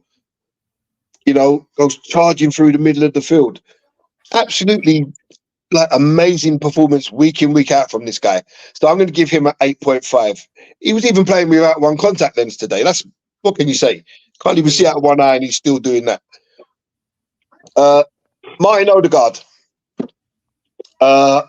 Absolutely brilliant performance from start to finish. I don't think he should have finished the game. I think he should have been taken off. Lewis called it. I don't know what time it was in the game, but Lewis said, get him off. We've got Wednesday coming up. How he played 100 minutes today is beyond me. I think it was the only blemish on Arteta today was saying that Odegaard should have been taken off long before the final whistle. Scored a fantastic goal. That touch to kill the ball from Martinelli and to have it sit up in the same moment that he killed it to strike was absolutely phenomenal. Apollo said it's a trademark finish, left foot to the keeper's left bottom corner, right inside the post. You've got to be a top keeper to save that. Creates chances, never stops working. He dropped into the 6, he played the 8, he played the 10. He was on the wing. He was. You could just go on forever talking about this guy today. So Apollo gave him a 10. I'm going to give him a 9.9 because the 10 is reserved for someone that scores a hat-trick and does everything in the game for me. But my man of the match, just stealing it from Mr. Bukayo Saka. Havertz. I'm going to give Havertz a 7. He took his goal well, but I think there was so many opportunities in that game for this guy to control the ball and get a shot away at goal. And 4 or 5 times that I saw it happen, he's miscontrolled it or he's turned the wrong way. And I just thought it didn't quite click for him today, but his defensive side of the game was still there. So actually, I'm going to give him a 7.5. I just thought he could have come away with at least a couple of goals today, but his control let him down. And even the one that I think he set up for Trossard, I don't think he meant to do it. I think it was a miscontrol that actually put Trossard through. But the guy's been solid. I think I panned him one game this season where he just looked like he wasn't interested. But he's been exceptional all season. Saka, the guy, it looked like he was having a low in his season, but I think that's to be expected because this guy's played every minute of every game, takes a battering in every game, plays for England every minute of every game. He's never had a break. And there's been times when we've all been crying out, give this guy a break before he breaks. We know he's been playing with an Achilles injury and he still plays him 95 minutes. Give the guy a rest. And he looks like the break in Dubai, the week off in the sunshine, revitalised him. He's come back with a vengeance. He's assisting, he's scoring. You can't ask for more. Today, he beat his man on the outside, used his right foot to smash it into the roof of the net. We've seen him do it a few times, but there are those among us that say that he can't use his right foot. And I'd just like to dispel them rumours right now because we've seen it happen time after time. How did Chelsea just miss that?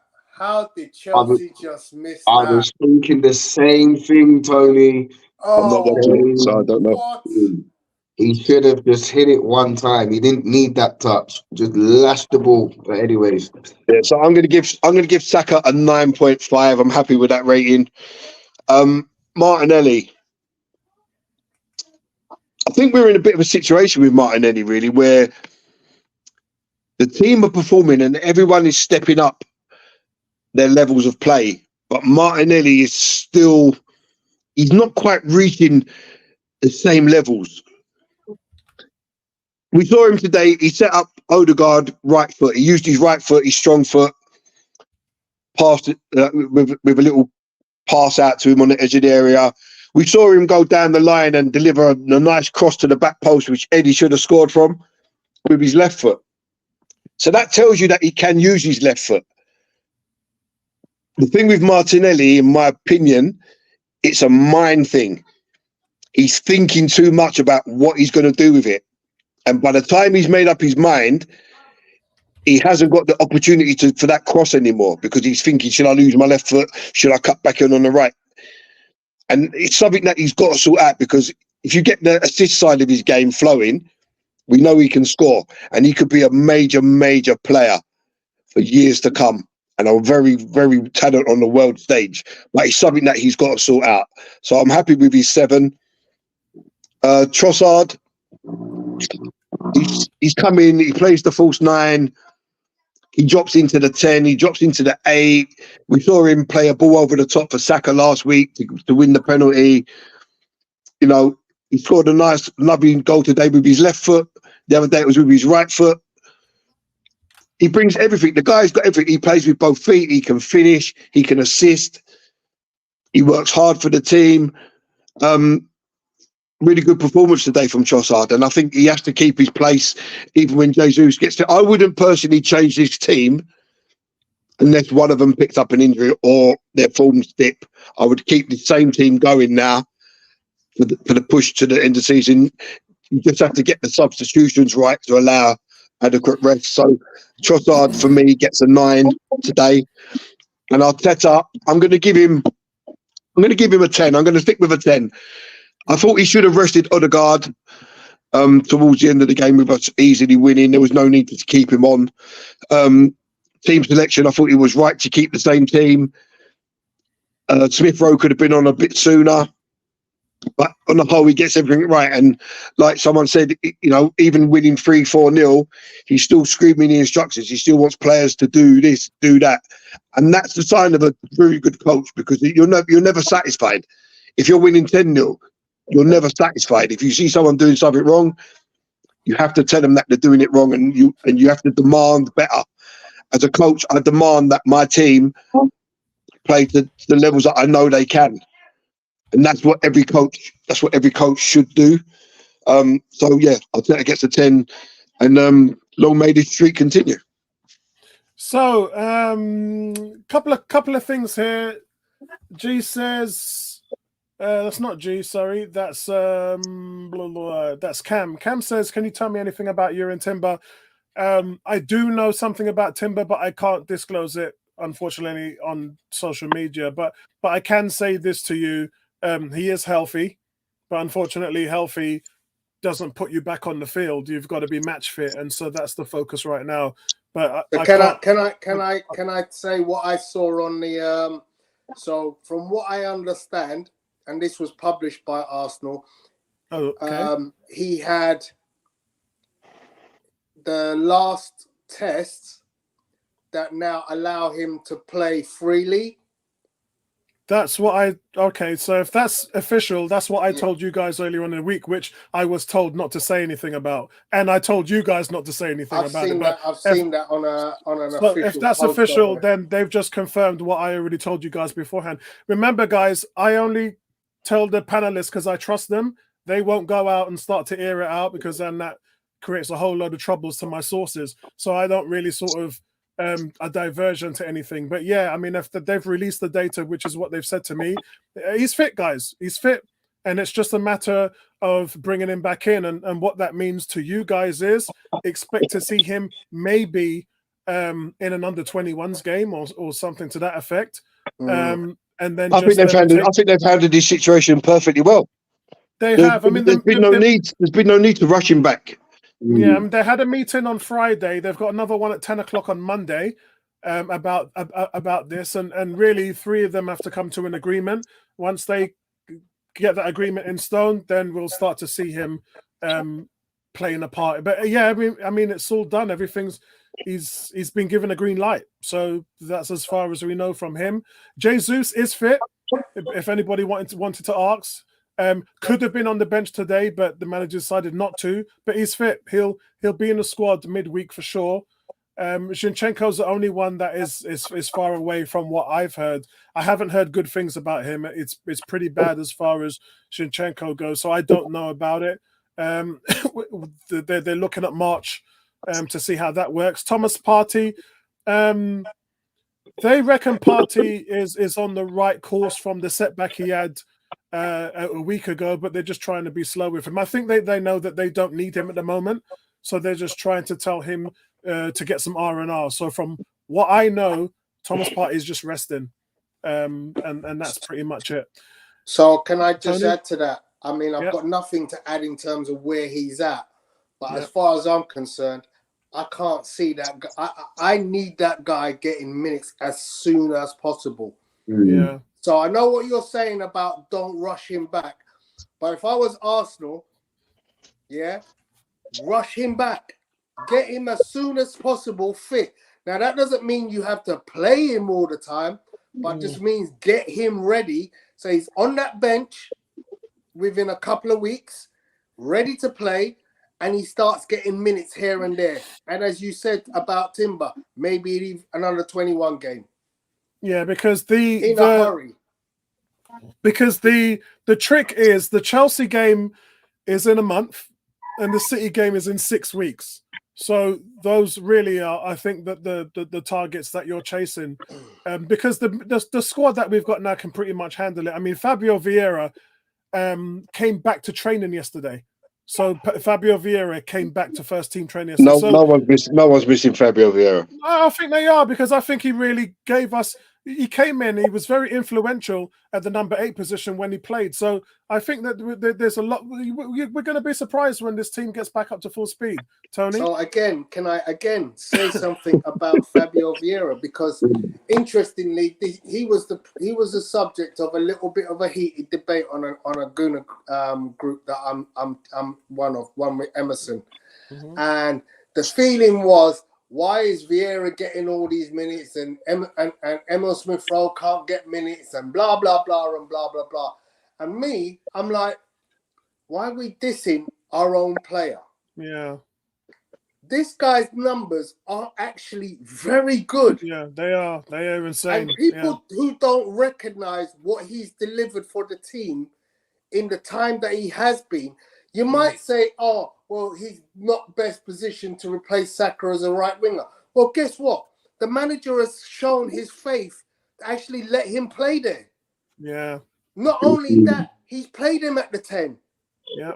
So he's doing stuff some way that's impressing Arteta. And the numbers aren't bad. Yeah. His assist numbers are actually very high, very good, compared to many other players in the team per 90 minutes played. No, I get that, Tony, but him as a right winger, I don't want to see that again.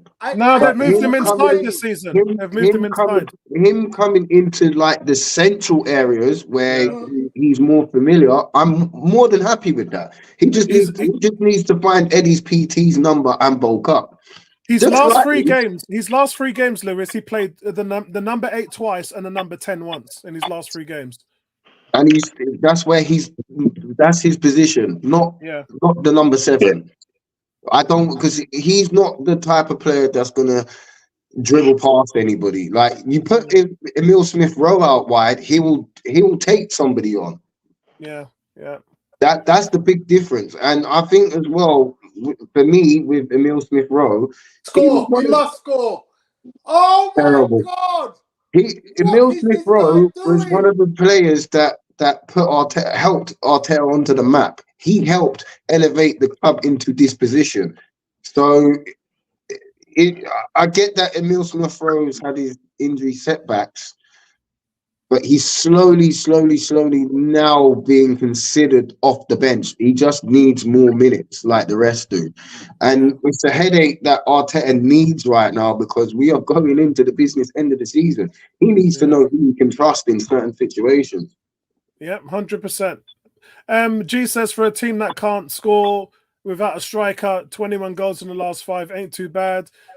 Shout out to Alex. Alex says Odegaard taking the shot, Saka brace and scoring, Arteta making subs at the appropriate time was the highlights for me. Cam says Arsenal are cooking this season. Pundits criticize Havertz, then they criticize Raya, then they criticize Arteta for celebrations, then they criticize a lack of striker because they really don't have anything to run on. And that's the that's Alex saying, can they keep it going to the end? As long as they stay fit, yeah, that's pretty much I think where we all are. Tony, you got the conch. Sorry, Apollo. Sorry to interrupt. No, don't say sorry. It's your time, mate. It's your time. No, because what I want to add to that is, as long as we stay fit, well, hang on a second, we aren't fit. Because think of all the players that we should have that we haven't got. Yeah. Imagine this team that is scoring freely with Jurian Timber in it, with Thomas Partey in it. Yeah. Yeah. Tomiyasu, Vieira, Partey, Zinchenko. There's loads of players who could be helping this team who aren't helping this team because they're injured. Remember, Jesus missed 9 games at the beginning of the season. It was Eddie started those 9 games and scored 5 goals. We're this close to getting them back. So I can only imagine that when all those players are fit, this machine that is doing so well right now is going to be phenomenal. And if Arteta can get the mix right, play the right players in the right places, in the right games, over the right number of minutes, he could be onto something special. Now, I'm not going to discount that machine that I am currently watching, because that machine there, I don't expect Arsenal to beat that machine. I'm going to be honest with you. I love what we are doing right now. I love this string of games that we have got. And if I'm being honest with you, Chelsea should be 2-0 up. They've missed 2 sitters. But that machine there is phenomenal. So before Tony starts his ratings, I have been talking about Martin Odegaard for this stream, and I just want to say 32. Since the start of last season, only 6 players have been involved in more Premier League goals than Martin Odegaard. And by the way, those 6 players are all strikers. Remember, Odegaard is a midfielder. He's a number 10. So 20 goals, 12 assists. While he's had a hand in more goals than any other midfielder in the competition over the since the beginning of last season. So that's a season and a half. No midfielder has had a hand in more goals than Martin Odegaard. Go on, Tony. Yeah, this game is exciting. This game is exciting. I don't know if you guys are watching it, but it's exciting. I'm not watching it, but I told you, a lot of you lot rubbish Chelsea, and I was like, no, Chelsea on their day can actually give anyone a good game. So you know what's really weird? On this? Chelsea, what did I go for? You know what, right? Chelsea are wearing their 3rd kit, and it's blue. I went for a draw. Yeah, I'm the only one that went for a draw. Exactly the same blue as their home kit. Imagine we had no, it's different. And it was red. No, that's a different blue. They wear royal blue. It's not. It's the same blue, bruv. It's not. Bruv, look at the kit properly. It's blue. You lot are making me tune in. Tony, you're going to make me tune in. Hold on, I'm turning it on. 1 second, man. Let me settle this argument. That's navy. That's a different shade of blue. That's a different shade of blue. This podcast covers loads of stuff, man. I'm tuning in. Tony's there smiling like a Cheshire cat in there talking about this game, and I switched on my Xbox. What the hell? Sky Sports. Nicholas Jackson. Yeah, I'm looking at Sky Sports. Where is it, man? I can't see it. Main event. Yeah. Oh yeah. The one that says no. It says no programming. That kit is the same color as their current kit, bruv. It's not. No, it's not, man. What are you looking at, Tone? You need to put your glasses on. That's dark blue. Thank you. That's dark blue, Tony. That's dark blue. What are you looking at, Tone, man? Hang on. Their home you have to put your glasses on, man. No, it's not. No. It's royal blue and navy kit is dark blue. No, it's royal blue. It's royal blue. It's royal blue, Tony. Google it. Tony's searching for a picture of Chelsea playing at home right now. Their home Yeah, they kit wear is on the royal right blue end of at the home, and that's dark navy blue. That kit that they wear at home. It's a lighter blue, man. I'm telling you. There's a Okay, big. you're talking a smidgen. It's smidgen, but still big They're enough. wearing a dark blue. Their home kit is currently probably the darkest blue that they ever wore. Right. Tony, let me ask you a question. Do you like this red wall behind me?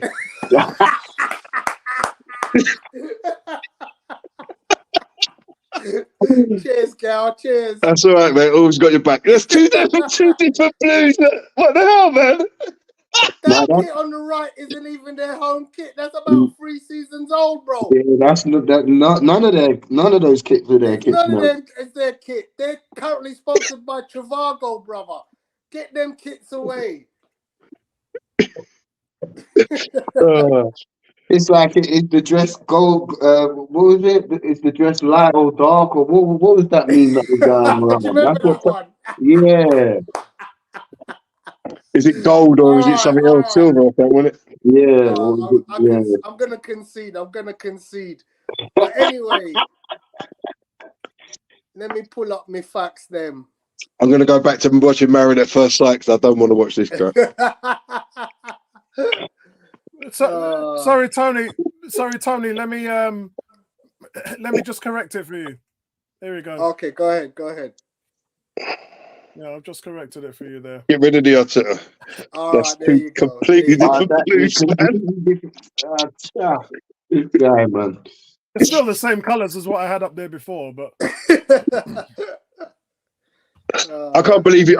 I think he just wanted us to switch it on, Apollo. That's what it was. That's what it was. I don't know what it was about. he's worked because I'm bloody got the game on here, watching it, listening to you. I'm gutted that Chelsea haven't scored the 2 sitters. No, I've gone back to watching Married at First Sight, man. More entertaining than that.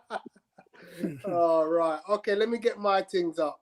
Yeah, the only thing I'm going to watch after this is Halo season 2. Right, Is that let me good? get my things up. So here's your match stats. Again, 0 shots on goal.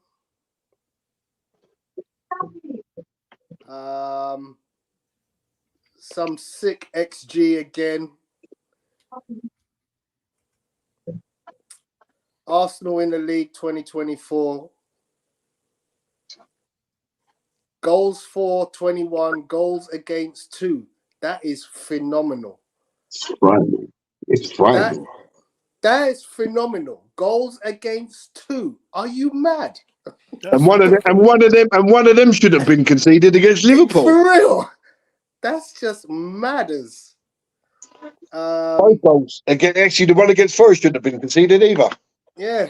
Oh, here comes Chelsea again on the breakers, 2 against 2. The ball to the bounce, a great ball. Finish! He scored it. Yes! Chelsea up 1-0. My cousin, At Raheem last. Sterling. Apollo, My cousin, 2 Raheem chances Sterling. before were easier than that. Yeah. Oh, talking of your cousin, did you hear what Jermaine Jenner said in the Brentford game? What's that? When there was pigeons on the pitch, he said, "Oh, Raheem Sterling's just popped in." Oh no, sorry. No, it was Richarlison. My son just corrected me. I thought he said Raheem Sterling. Sorry, go on. Carry on. The way he cuts it inside, that is what a finish.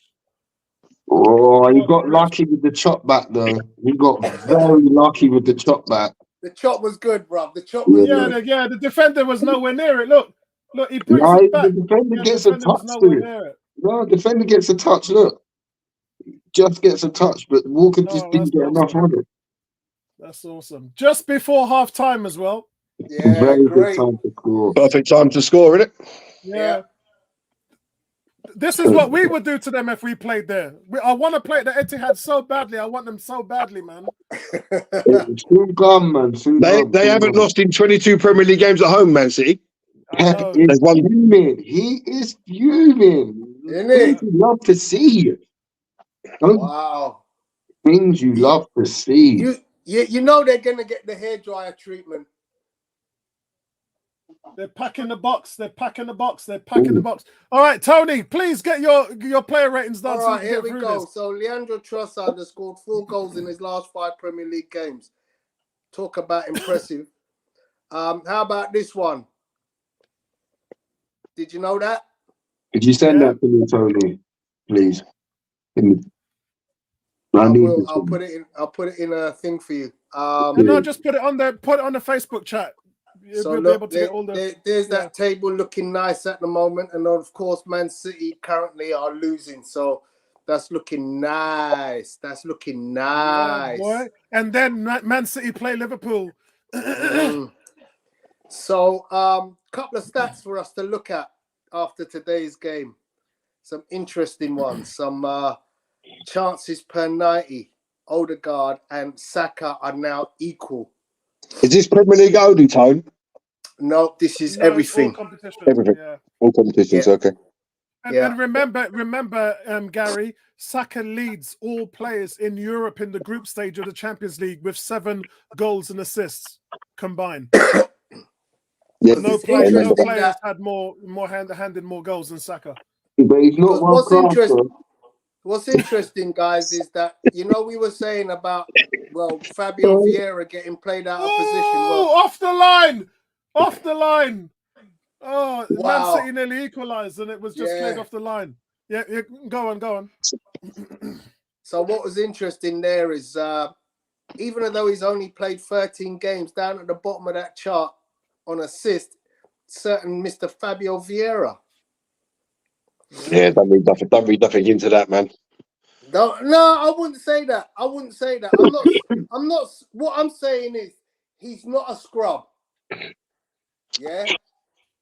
I just don't think he's cut out for Premier League. You might not think so, Gary, but the that's stats, the old trope. I don't say that he's a scrub. No, I'm not saying he's a scrub. But he'll probably do very well in the Spanish league, but I just don't think he's cut out for the Premier League. Like I said before, he needs to just bulk up a little bit and play centrally, and you'll see the best of Fabio Vieira. Yeah, I could agree with that point, Lewis. Guys, I just want to talk about Eddie Nketiah there near the bottom. Eddie has started 10 Premier League games and scored 5 goals and 2 assists.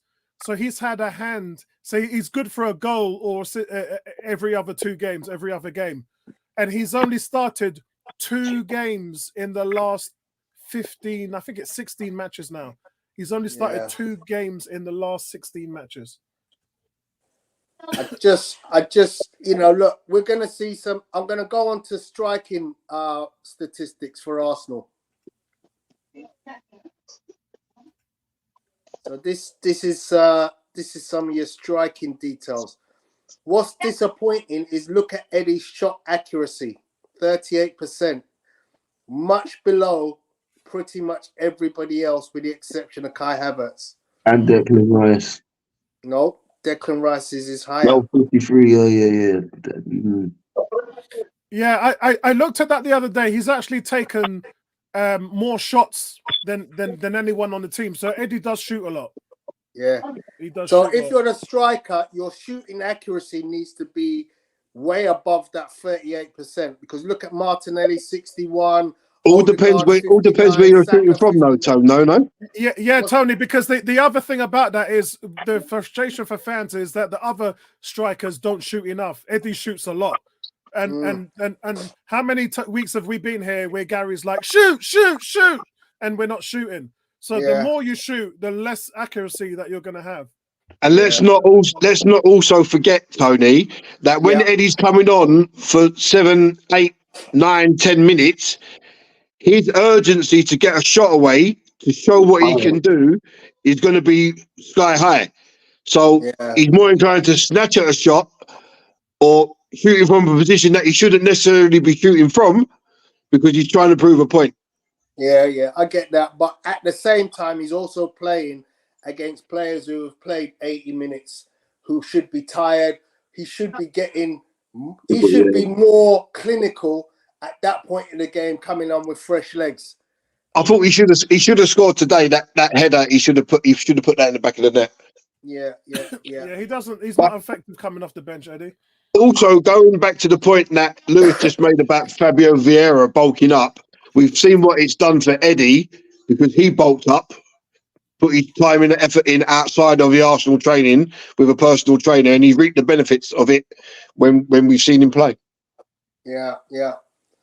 End So of the yeah, first half, some interesting end of the first stats, half. guys, for you guys. So I'm going to go back very quickly, do my ratings compared to Apollo, and quite simply, 5-0. I think your marks are very low. So David Raya, I thought some of his distribution today was phenomenal. So he's getting he easily gets an 8. He might even get an 8.5 from me,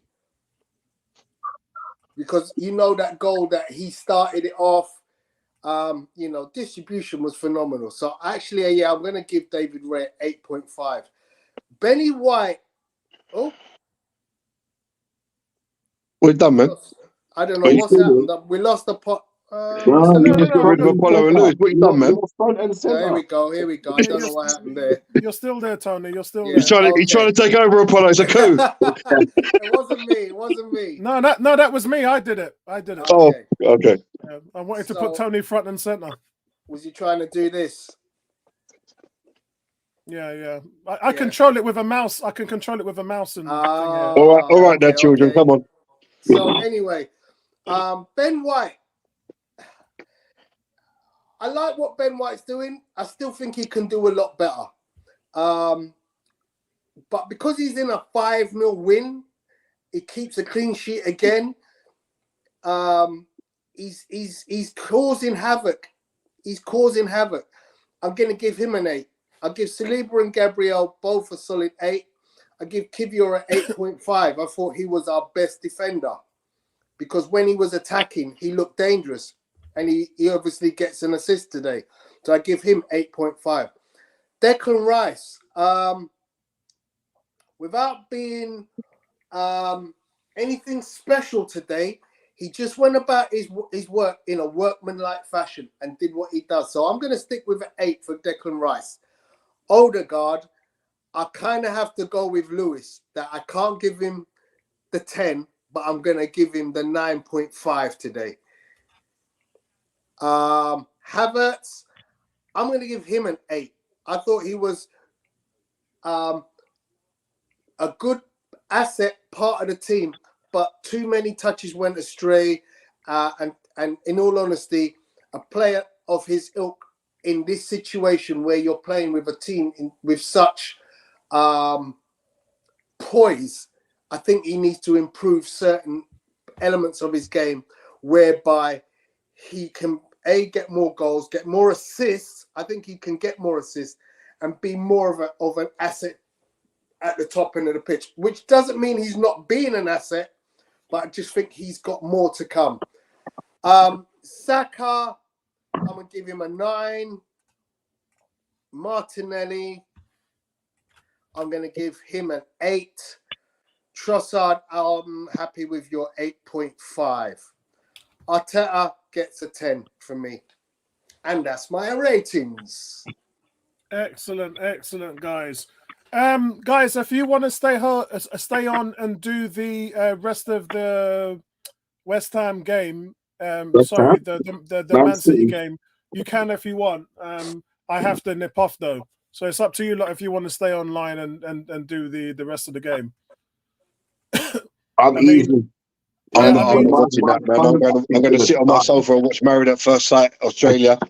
See all the drama unfold. Excellent. My All right, guys. Guys. All right, guys. Guys. So that's it from us, guys. Arsenal moved 2 points clear, or 2 points behind Liverpool after a perfect performance on the road. Another one. And it's just been phenomenal where we are right now. Look forward to this week. Arsenal resume their Champions League campaign on Wednesday. We traveled to Porto in the last 16. Kickoff is 8 o'clock. And we're going to be here. We're going to give you live match commentary with that as well. And then we've got Newcastle next Saturday at 8 p.m. That's a late one. So, guys, have a great weekend. Love when it's weekends like this. Subscribe to the channel. And again, thank you very much, guys. We're over 9,000 subscribers now. So I appreciate that. We're on our journey. I started this thing to get to 10,000, and we're nearly there, and we just need a little bit more push thanks to you guys. If that means I have to do more videos in the week, I will do them. Anything to get this channel up to 5 figures. That is my dream. So I really appreciate the work that everyone's done to make that happen. You're all been a part of that. So have a great weekend. Like and subscribe, guys. Hit the like and subscribe. So I'll speak to you guys later, man. Guys, have a great weekend. See you later, guys.